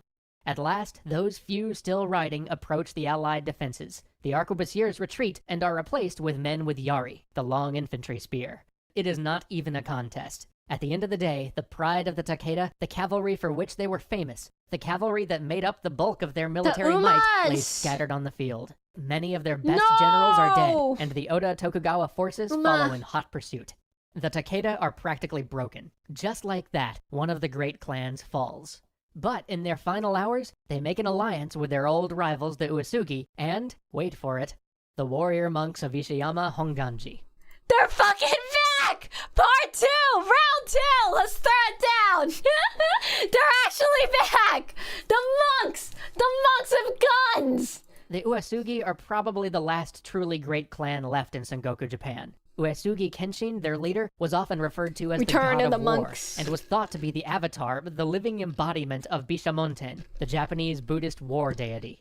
This could get ugly. When the Oda forces first meet the Uesugi armies in battle, Kenshin smashes the Oda forces by releasing the floodgates on a river just as Nobunaga's men are trying to cross. This defeat halts Oda expansion. It puts them on the defensive. Then, in 1557, Kenshin is preparing a massive assault on Oda lands, perhaps hoping even to destroy them once and for all when he dies, without leaving an heir. Kinda anticlimactic, actually. Upon hearing of his foe's death, Nobunaga is claimed to have shouted, "The empire is now mine." Over the next 4 years, Nobunaga finally subdues the monks of Ishiyama Honganji and crushes the remnants of the Takeda clan. With a long series of victories behind them, Oda and Ieyasu decide it's time for some R&R. So they take a holiday and tour the Kansai. But Oda's holiday is cut short when he receives a letter from Hideyoshi asking for reinforcements in the siege he's maintaining at a castle to the north. Oda packs up his things and tells one of his generals, Akechi Mitsuhide, to start marching the army up to reinforce Hideyoshi. Oda will meet him there. He's gonna detour through Kyoto first to attend to some business on the way. When Oda gets to Kyoto, he decides to stop for the night with his page and a few retainers at the temple of Honnoji. Akechi Mitsuhide, meanwhile, brings the army toward Kyoto to put on a procession through the town on their way to the castle that Hideyoshi is sieging. But then, as the army I'm thinking it's kind of going too smooth. What's gonna happen? Gets close to the temple, Akechi Mitsuhide shouts, "The enemy is in Honnoji." With this, his pretty confused army rushes the temple. Oda's retainers are cut down as soldiers pour through the complex, until, at last, Nobunaga and his young page retreat to the inner room of the temple. There, they light the room on fire and commit seppuku. And with that, Oda Nobunaga's life comes to an end. Join us next time to find out what happens to the traitor Akechi Mitsuhide as we draw near to the end of the Sengoku Jidai. Boy, that was not how I was expecting this guy's story to end! Wow! Holy crap, that was quite the turning point. Whoa, that really kind of just hits you like a truck. What the fuck? Yup, dude, that's crazy. Wait, bro, I've been missing out on history, dude. History was wild. Who the fuck says she's a pro bus sniffer? I don't even know who's donating for these. I'm watching the video. Then later he gets summoned as a female Avenger in FGO. And they had to backstab my code to kill him.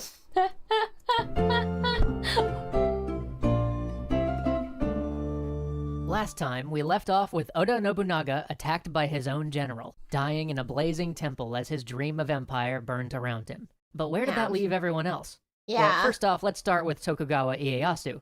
Remember how he was touring the Kansai with Nobunaga before he got called off to be killed by Akechi Mitsuhide? Well, that means he's now in the middle of Kansai with a handful of retainers surrounded by Mitsuhide's troops, who will certainly put an end to him if they can. Hundreds of miles from Tokugawa territory. He needs to get back to Mikawa. But how?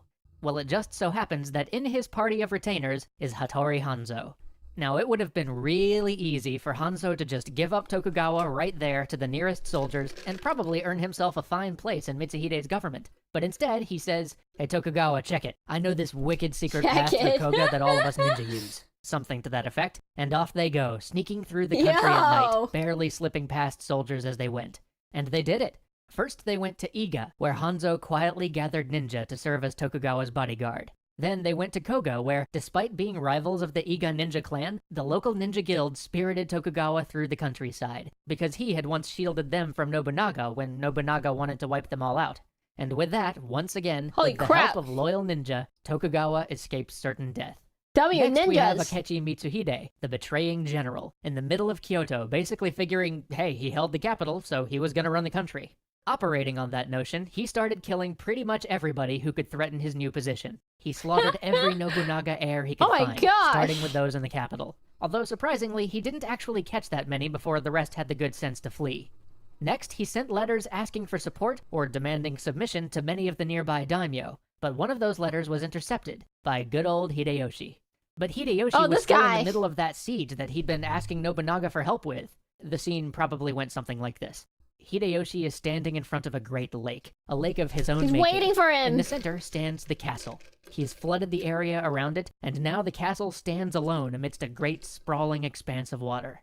It's impossible to supply, impossible to reinforce, and impossible to escape. It's just a matter of time until this castle's his.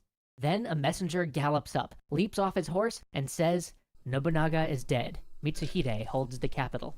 Calmly, Hideyoshi offers the besieged castle terms. All he wants is the castle itself, some nearby land, and the head of the castle commander. If he gets that, he'll gladly let all the men in the castle go free. He has no ulterior motive, he's just being magnanimous in victory. The commander of the castle readily agrees, paddles out on a small boat, and opens his belly with a knife. Hideyoshi immediately turns around and spurs his forces toward Kyoto. Mitsuhide was not expecting Hideyoshi to move so fast. His forces are scattered by Hideyoshi, and he himself is killed by a group of peasant bandits as he tries Oh my gosh, that dude, history is so brutal. To escape. It's been 13 days since Nobunaga died. Mitsuhide was officially shogun for 3 days. With Mitsuhide dead, all the major daimyo have a meeting to sort out who will be Nobunaga's heir. Unfortunately, the one member of the Nobunaga family that Mitsuhide did manage to catch was Oda Nobukatsu, Nobunaga's eldest surviving son and the official heir. In the end, after a great deal of debate, they agree to go with Oda Nobukatsu's eldest son, a 2-year-old boy named Oda Hidenobu. We're gonna let a 2-year-old okay. This may seem a bit odd, as Oda Nobunaga had other sons who were of age to rule for themselves, but Hideyoshi is, as always, a smart guy, and I'm pretty sure he realized that he had a much better chance of taking control and ruling everything himself if there was a 2-year-old at the head of the Oda clan rather than a fully grown adult. After that, the next several years are pretty much a cavalcade of suppressing rebellions, expanding on Oda's conquests, and yes, beating down some more warrior monks. Tokugawa and Hideyoshi even went after each other at one point, but both of them realized that they'd bleed each other dry if they fought. So in the end, Tokugawa acknowledged Hideyoshi as his lord, and Hideyoshi gave a number of special privileges to the Tokugawa clan, including the exemption from serving in Hideyoshi's armies for 10 years, which is about to become very important. But before we go over that, it's time to set all of these battles aside for a minute, and for the first time in this series, talk about civil administration, because, well, this was really the first time civil administration was possible on a national level since our story started. Hideyoshi wanted to end the Sengoku Jidai. He wanted to create a strong, centralized government, prevent civil war, and keep anyone else from threatening his position of power. So to that end, he enacted 3 major reforms. First, he completely overhauled the tax structure. Remember that the central government had completely broken down in Japan during all of this fighting, so effectively the government hadn't been collecting taxes for years. Instead, every local lord or monastery stronghold had imposed their own system of taxes on whatever region they happened to control. Hideyoshi needed to change that. Without revenue, without the ability to pay soldiers, build castles, and employ administrators, the central government couldn't exist. But before he could start imposing his will and charging everybody taxes, he had another big problem to solve. With the years of war and strife, no one knew exactly who had what to tax. So Hideyoshi sent out ministers to do a grand survey of Japan in order to find out what exactly was out there and how much it was worth. They divided each region up by the amount of rice it could produce and started to tax them accordingly, completely abolishing many of the old exemptions for temples or specific lords. Now this is a pretty incredible thing, and it tells you just how powerful Hideyoshi is at this point. Sure, he has to threaten everybody with killing them if they mess with his surveyors, but fundamentally he could go into every province in Japan and assess it. He could impose new taxes, and he could eliminate the age-old exemptions. This means that for the first time, we have a real ruler of Japan. Yeah! But besides taxing, he also has to stop all the fighting. So secondly, he demands that all peasants give up their swords and turn them over to his administration. He felt like having a massively armed populace was a destabilizing factor, leading to peasant revolts, banditry, and insurrection. And he was probably right. So on top of collecting all the swords, he forbade peasants from ever owning swords or guns in the future. This again shows just how powerful Hideyoshi is at this point, to be able to get everybody to turn over their weapons without a fight. Which he then did the morally upstanding thing with, and had them all melted down and turned into a statue of the Buddha.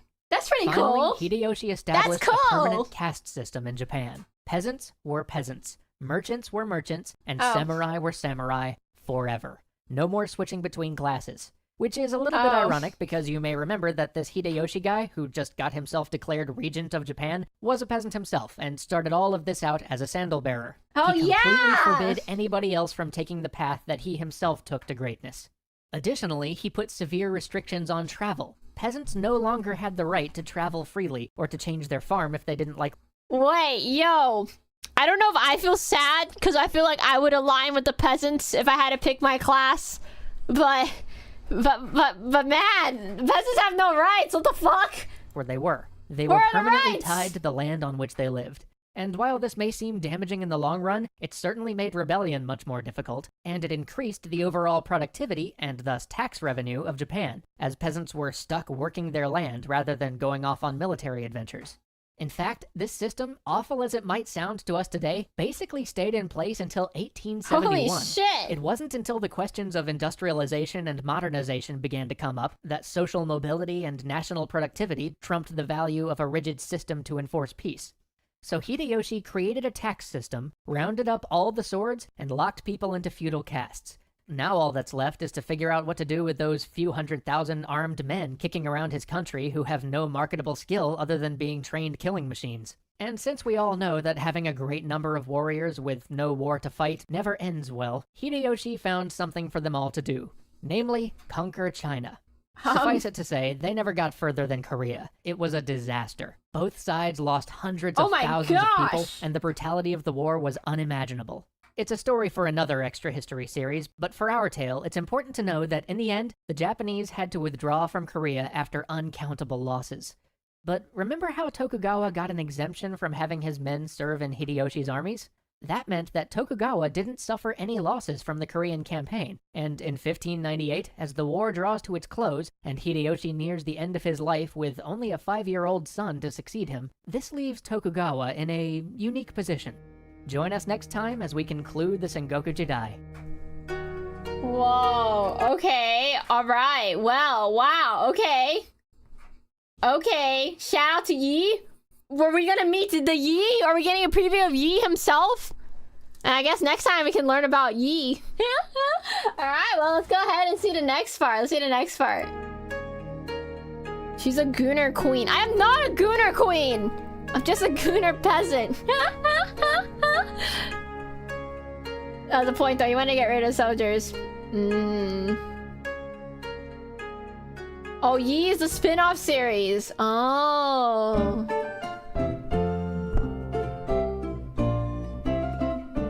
Oh, Yi's from Korea. At last, the Sengoku Jidai nears its close, but not without one final grand chapter. The year is 1598. Toyotomi Hideyoshi, the second great unifier of Japan, has just died, leaving a council of 5 regents to guard his young son until he becomes of age to rule. By far the greatest of these regents is Tokugawa Ieyasu. His wealth is nearly that of the other regents combined. Hideyoshi, before his death, set in place a number of edicts to try and keep Japan from descending back into chaos, and to ensure the survival of his 5-year-old son, Hideyori. But loyalties are deeply divided, and suspicion starts to split the country almost as soon as he's gone. Some daimyo are still pretty bitter over the failed Korean campaign initiated by Hideyoshi, and so, quietly, where few can hear, they whisper their support for the idea of a Japan ruled by a Tokugawa rather than by the son of this peasant who cost them so much. Others fear the Tokugawa's growing power. If he's not stopped soon, he may well become unstoppable. Still others see the instability of having a minor as a successor to the shogunate as a chance for advancement. Mightn't it be possible at this 11th hour for them to swoop in and somehow take the grand prize, all of Japan?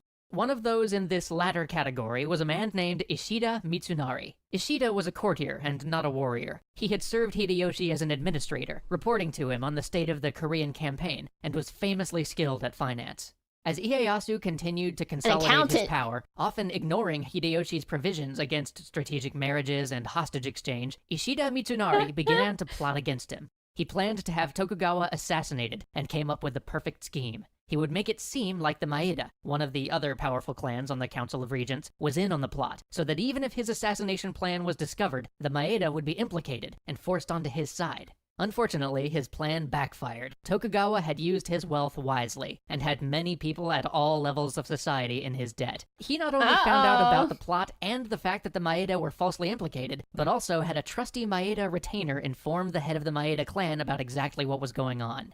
As one of his final acts, the aging Maeda clan leader, Maeda Toshiie, traveled to see Tokugawa personally to pledge his loyalty.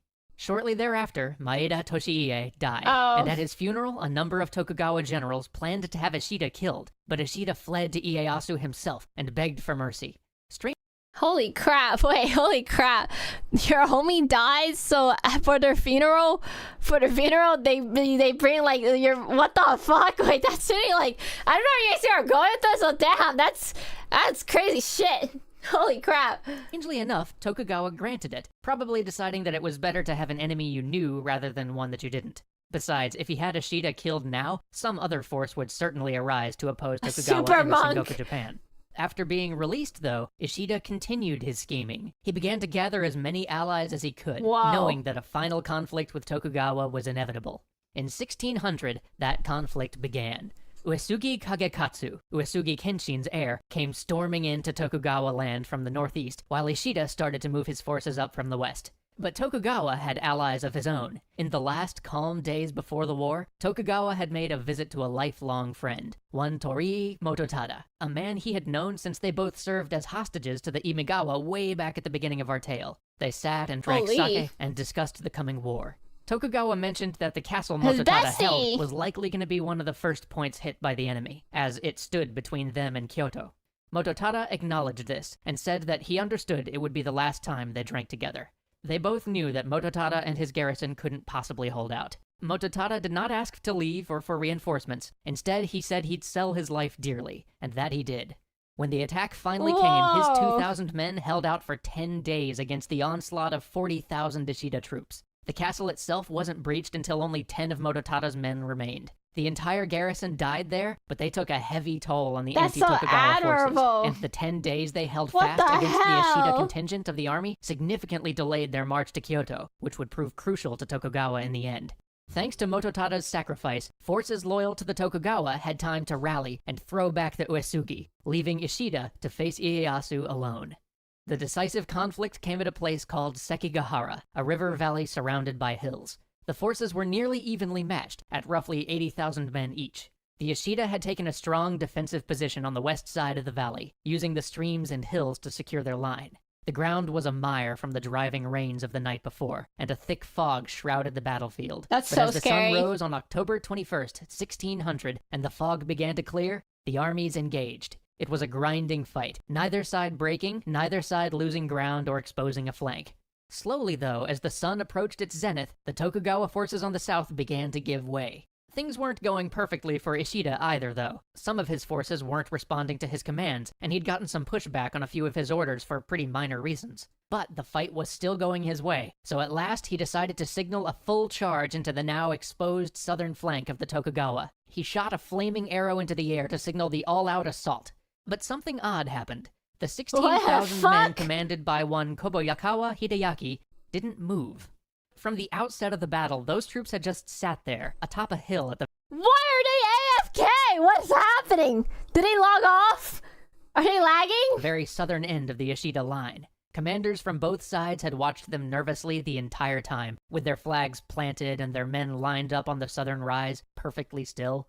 Frantic Ishida messengers had been sent up there all day demanding that they move, or at least trying to understand what was going on and why they weren't moving, but the messengers were simply turned away. Then, at noon, to the sound of a thundering volley from the Tokugawa arquebusiers, the Kobayakawa troops charged down the hill and slammed into the southern end of the Ishida line. Let me give you a little backstory here. What? The Kobayakawa were a bit of a wild card in this battle from the beginning, and no one on either side knew for sure what they would do. Ishida had promised great rewards to Kobayakawa Hideaki and brought him on his side. Heck, Kobayakawa had already fought for him in a previous siege. But Kobayakawa had promised his loyalties to the Tokugawa as well. You see, during the Korean campaign years ago, Ishida had accused Kobayakawa of recklessness, and Hideyoshi had taken away much of Kobayakawa's lands based on that charge, only to have them later restored when Tokugawa intervened. Turns out that Kobayakawa was still pretty pissed about that, and in the end, his seething resentment of Ishida won out over his desire for a grand reward. And so, as his forces came barreling into the Ishida line, everyone knew what this meant. This defection was the end. It triggered defections from the other wavering commanders and collapsed the Ishida southern flank. In a few hours, there was nothing left of the Ishida forces. The last great army between Tokugawa and complete control of Japan was shattered and broken, their commanders dead or being hunted down before the year's end. With this, Tokugawa started redistributing land throughout Japan, granting wealth to those who'd been loyal to him and disempowering those who'd opposed him. In 1603, the emperor granted him the title of shogun, and he ruled happily as shogun for about 2 more years. Yep, that's right. After all that, he was officially shogun for 2 years. But unlike everybody else, this wasn't because he died or lost a battle. It was because he retired. And this may be one of the most important things Tokugawa ever does. He continued to rule, safe in his home province, for the rest of his days, but officially he passed the title of shogun to one of his adult sons, Tokugawa Hidetada, and gave him a fair amount of responsibility in managing the bureaucratic organization of the shogunate. Because Hidetada was an adult who already had a strong military record, and because he ruled in name, and even in part, in fact, for over a decade before Ieyasu died, no one opposed his continued rule when Ieyasu passed. There would be no upheavals like those that followed the deaths of Nobunaga and Hideyoshi. Okay, that makes sense. By retiring early, Ieyasu saw to that. This left only one piece that could possibly disrupt the succession of Tokugawas as undisputed rulers of Japan, and that was Hideyoshi's son, Hideyori. So every year, Tokugawa tried to lure him out of his stronghold at Osaka Castle, and every year he refused. Until, at last, Tokugawa just attacked him on the flimsiest of pretenses. An inscription that he'd put on a bell, which, if you really stretched its interpretation, could be considered an insult to the Tokugawa. Kind of. The siege of Osaka began in November of 1614, and by the late spring of 1615, the castle had fallen, and with it, the only Toyotomi heir. It was a year later, almost to the day, that Tokugawa Ieyasu died, and the country passed peacefully into the hands of his son, Tokugawa Hidetada. And like that, the period of the warring states, the Sengoku Jidai, came to an end. That was a crazy fucking period. Wow.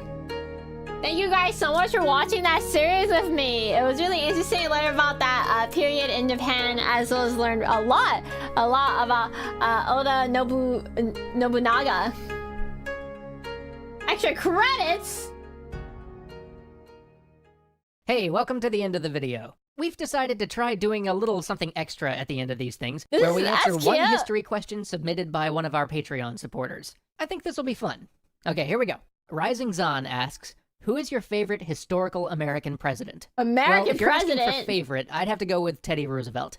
You gotta love somebody who vastly expanded the national park system, founded and ran for a political party called the Bull Moose Party, assembled the Rough Riders and charged up San Juan Hill, kept the country out of any wars, and won a Nobel Peace Prize while having the motto, "Speak softly and carry a big stick." He broke up monopolies, he fought for the rights of everybody, and he got the teddy bear named after him. The guy's life reads more like a novel than a biography, and he was passionate about everything he did.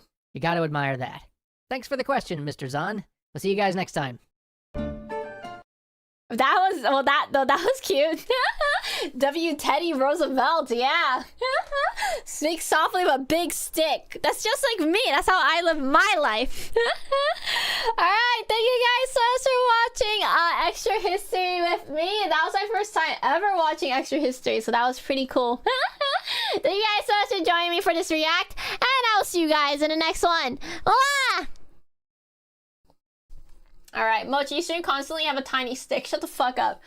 Comment cock! Guys, I'm banning everyone. Flowing, what the fuck? Whoa, we got quite a few donos while I was not taking a shit, sorry. I was watching the videos today. Can you speak softly? Do you want me to speak softly? We can start the 15-minute ASMR session. If that's what you guys want, we can. I'm just kidding. We won't. We're not starting the ASMR session. We're not starting ASMR. All right. Well, with that, we got that goal done. Thank you. She had to get through 5 seconds of it. I hate it. Great shit, everyone. See you guys next time. No, stream's still going. What? We're gonna be heading over to. I think we can do one more react, and after that, we'll head over to our next category. How about that, chat? Okay, first let me thank you guys for your donos while I was streaming. Oh god, I can see what you guys are all typing. Thank you so much for the gifted sub, Seth to Proud Cuck. Thank you, Floyd, for the gifted sub to Flat Justice. Thank you, Seth, for the gifted sub to God, you guys hate me. From Fatboy Streamer.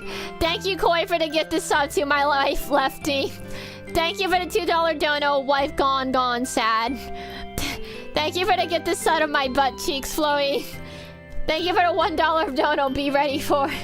Thank you so much, Seth, for the gifted sub to Mike Hawk. God. This is heinous. You guys are fucking heinous. Thank you for the $1 dono, Look At. Thank you, Nava, for the gifted sub to the Cuck Champion. Thank you, Floyd, for the gifted sub to Butt Connoisseur. Thank you for the $1 dono to Shize. Thank you, Seth, for Proud Bus Sniffer dono. Thank you, Neptune, for the gifted sub to Shower Shitter. Thank you, Floyd, for the gifted sub to Gooner Queen. Thank you, Floyd, for the gifted sub to Corner Cuck. And thank you, Forever A, for the $1 dono. Let me see how many subs we got off that. Hold on, I'm gonna count my subs really quick to see if we might have gotten enough for another one of the 25 sub goal. Thank you, chat. That point just give this over to me. I'll at least use it. Amazing stream. Just because of the dono names. You guys are fucking crazy. Alright, let's see. We have 3, 4, 5, 6, 7, 8, 9, 10, 11, 12, 13, 14, 15, 16, 17, 18, 19, 20. Dude, you guys are donated so much. 20, 21, 22, 23, 24. And then that is 6. Wait, hold up. 1, 2, 3, 4, 5, 6. Chat, we are 1 sub away from claiming hit 25 sub goal. We are also $1 away from PTuber, chat. Does anyone want me to pee on stream? I'll pee right now for a $1 dono. I put my React overlay budget on this one. Don't put your budget for it. You guys are crazy. For a single sub. She thinks it's a joke, but she's constantly yelling. I think this is my constant state of voice. Which you can ask Miwa where Palumper was on 9/11. No, you're evil. Whoa, sit down for Patreon. I'm not gonna pee on stream. I mean, I'm just gonna go pee right now. Thank you, Joe, for the gift sub to Fed. Thank you. Congrats, Fed, on your sub. And thank you so much to the dono. Yay, we got this girl. Yippee. All right. You guys are crazy, chat. You guys are crazy. Thank you. I'm very thankful.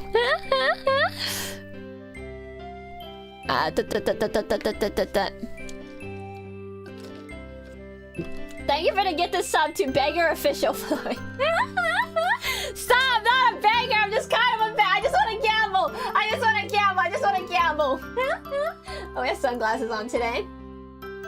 Okay, chat, $1 more, we can get 100 points to gamble. We're almost at 1K. Are you a beggar? No, I'm not a beggar. I'm just kind of a beggar, guys. $1. I'm kidding. Okay, no, don't. Chat, don't. Mochi understands entertainment. I don't. My chat does. I generally think my chat's funnier than me. Don't tell my uncle, chat. That was crazy. That day was crazy. Alright, let's see. We could, what can we do right now? We did do 1 hour of reacts. There you go. And we are gonna do more reacting. Alright. So far, so good. Alright, I'm gonna go pee, chat. Look at your overlay. Forever a beggar. I'm not forever a beggar. Thank you so much for the donation. Thank you for the dono, Augusto. Thank you so much for your support. Thank you. With that, I think with that super chat, we hit VTuber. We did it, chat. I'm gonna go pee now. Alright, thank you guys so much for hanging out with me, chat. Thank you. I will see you guys in a minute. I'm gonna put you guys on some shorts right now. And we should be good. Let's see, where is my shorts at? I'm a beggar and I have no shame. Are you quoting me or are you talking about yourself? Are you making fun of me? I need a pink creature fix. Hi, Mac, welcome into the stream. You'll get your fix right now, but I need to take a big fat piss. I'll be right back. Thank you guys for hanging out with me. Alright, I'll be right back, chat. Be right back. I gotta use the restroom. Thank you guys for your support today. What the fuck? Dude, chat, you guys cannot tell me this is a sad story. Are we looking at the same thing? There's no way this is a sad story. Look at this shit. What am I looking at? What am I looking at? Why are the boobs so defined? What? Yes!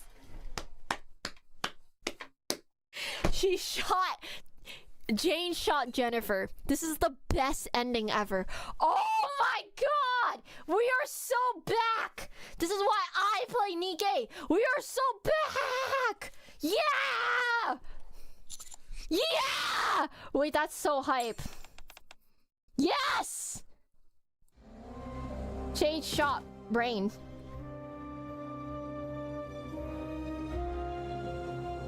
What the fuck? What? Oh shit! What? Wow! I was not ready for that! Wow! That's very unfortunate. I have goosebumps. Wow! Now that was a twist for the ages. Not Pablo, by the way. Okay, is this a bad time to ask? I was apprehensive asking who's Pablo Escobar? I've heard the name before, but I think of penguins when I think of Pablo Escobar. Is this guy like the guy? Is he lit? He's a drug lord? Oh my god, what? Is there a video on this drug dealer you speak of? The biggest drug trafficker in Colombia history. Oh my god! That's so bad. In no way was I prepared to learn that the guy I thought was a penguin was a drug lord. That's insane! Think of Pablo from the fucking Backyardigans. Oh my god, I might be. Wait, Pablo's like my childhood hero. First of all, my cats went on fucking strike this morning. So last night, we got a new flavor. And I was like, okay, I hope they like this one, right? I woke up today and their food was literally untouched. I was like, what the fuck? So I feed them more, right? Wet food again. And I come back home from driving. Wait. And it's still fucking there.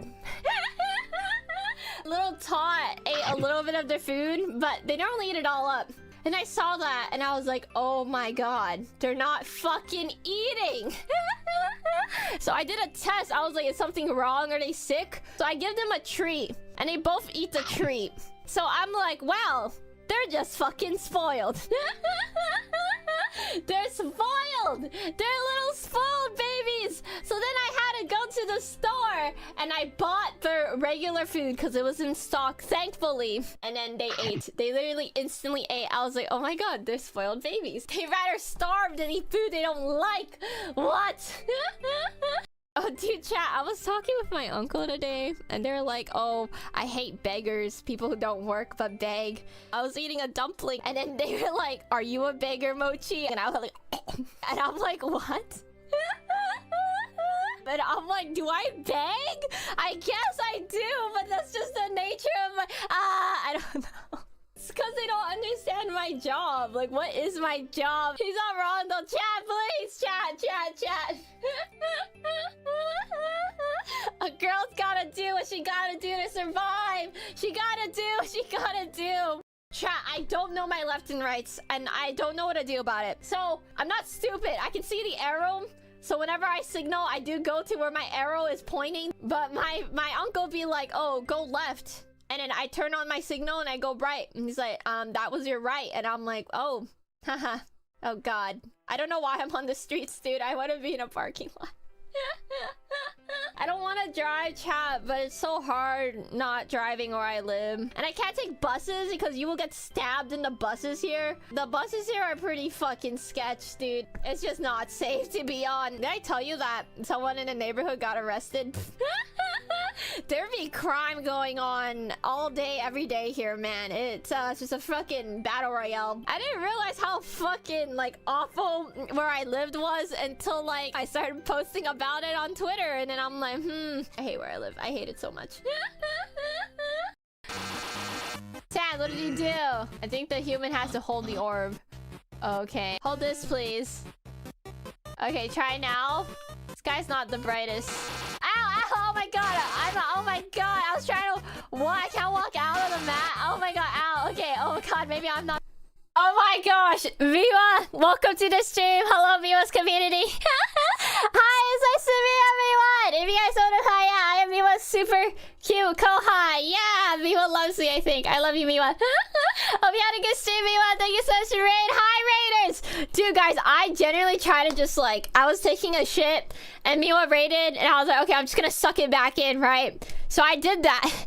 I got up and I walked out the restroom and I was like, oh, this hurts. I'm gonna go back in. I literally walked out the restroom and walked back in and finished my business. Do not ever do that, chat. It hurts. It generally hurts. Anyways, that's a life lesson there. Life lesson. Every day you're learning, chat. That's not how that works. It hurts. Well, it hurts. Too much information. What do you mean, too much information? Hi, readers. Welcome into the stream. My name is Mochi. This Generation Outbreak, and today we're about to gamble. Are you guys ready? I was gonna gamble and then play Nikkei, but I was gonna do one more react, but I think we're just gonna play Nikkei.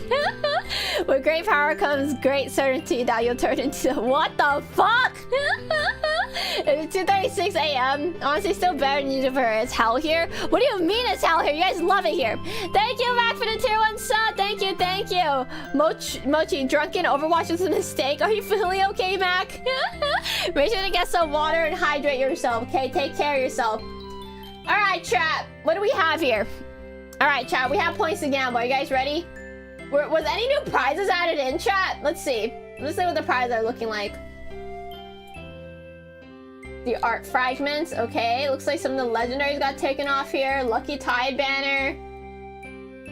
I think I might, let's see. I don't even know what I'm trying to get anymore, to be honest. I'm trying to figure it out. I don't know what I'm trying to get anymore. What's in the cash shop, chat? I was going for the outfit thing, but that feels pretty far. I was thinking of buying a new keyboard, maybe, chat. Pink wireless aluminum keyboard, maybe. Because I need a new keyboard, chat. My Windows key broke. But I don't know if I want this one. Is this a good keyboard, chat? What do you guys think? Is this a good keyboard, guys? We'll see, though. Oh, whoa. Maybe the gear fragment might be pretty good. I do need some upgrades. But yeah, we'll see. Alright, chat. I guess for now, let's go ahead and get started on gambling. Chat, we need 11. We need 11 art fragments. Otherwise, it was not worth it. Are you guys ready? 11! We need 11 art fragments! Alright. Well, let's get to it. God, I'm nervous. Yeah, I don't think we'll get that many gear fragments, but we can at least save up for the outfit budget, maybe. Or the cardboard cutout. I do kind of want a cardboard cutout, but I don't know. Art fragments seem pretty worth, though. I love gambling. Are we ready? Thank you so much for the visit. Thank you, thank you. Alright, first summon, first summon. Art fragments, please. +2 art fragments. Okay, great, great. That's good. We're up. We need 11, chat. We need 11. So that's like what? We need 9 more art fragments? No! Okay, okay, it's okay. It's okay. It's okay. Okay, we just have 200 pins. Alright, 2 art fragments. 2 art fragments. So that's like what? Now we need 7 more to make it worth it. Okay, 7 more. Not bad. But okay, animated emote. Okay, okay. Okay. 10 pins. Chat, I'm nervous! Chat, I'm nervous! I need these art fragments. I'm nervous. Okay, okay, okay. Okay, we need 7 more art fragments, chat. 7 more, 7 more. Please, no, no, fuck. Please. No! No! Chat! Wait, no! No! These pins are a scam! Oh my god. Okay, we need 5 more. 5 more, we have 2 more summons. Can we do it, chat? What do you guys think? I'm scared. I don't know. Okay. Okay. What was that? We need okay, we need 3 more art fragments, chat. 3 more art fragments! 3 more! No! I can't, chat. I can't. I won't be able to sleep at night. We need more points now. We need more points now. How can I get more points? No! Fuck it. We gotta do daily scramble. Let's do it. Daily scramble. This looks really good. Oh, am I voting? Okay, that was just a bonus round. Oh, this looks really good. Look at how good this one looks.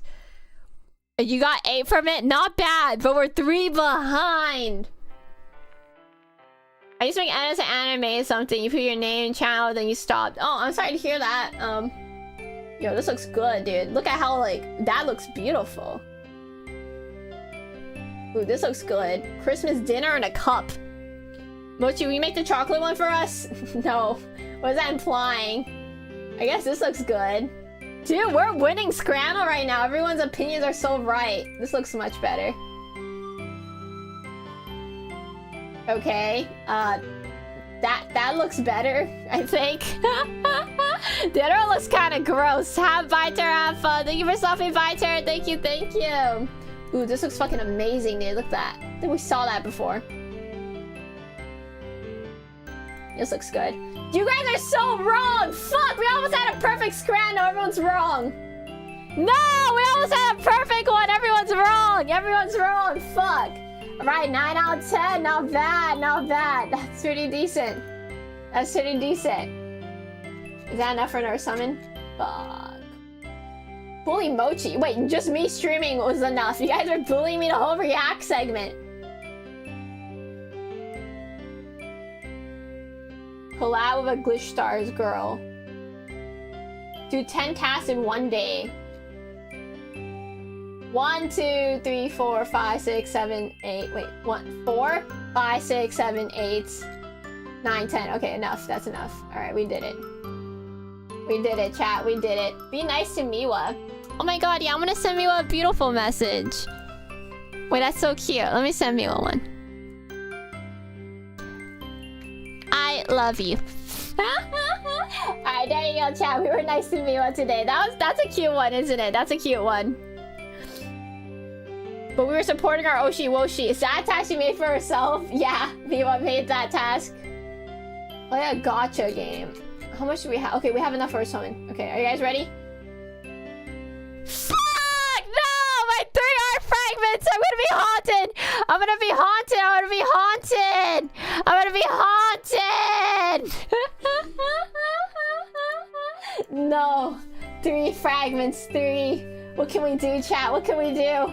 I need to get these fragments right now. Right here, right now. Oh my gosh. I don't think there's anything I can do right now. I'm gonna throw up. I'm gonna throw up!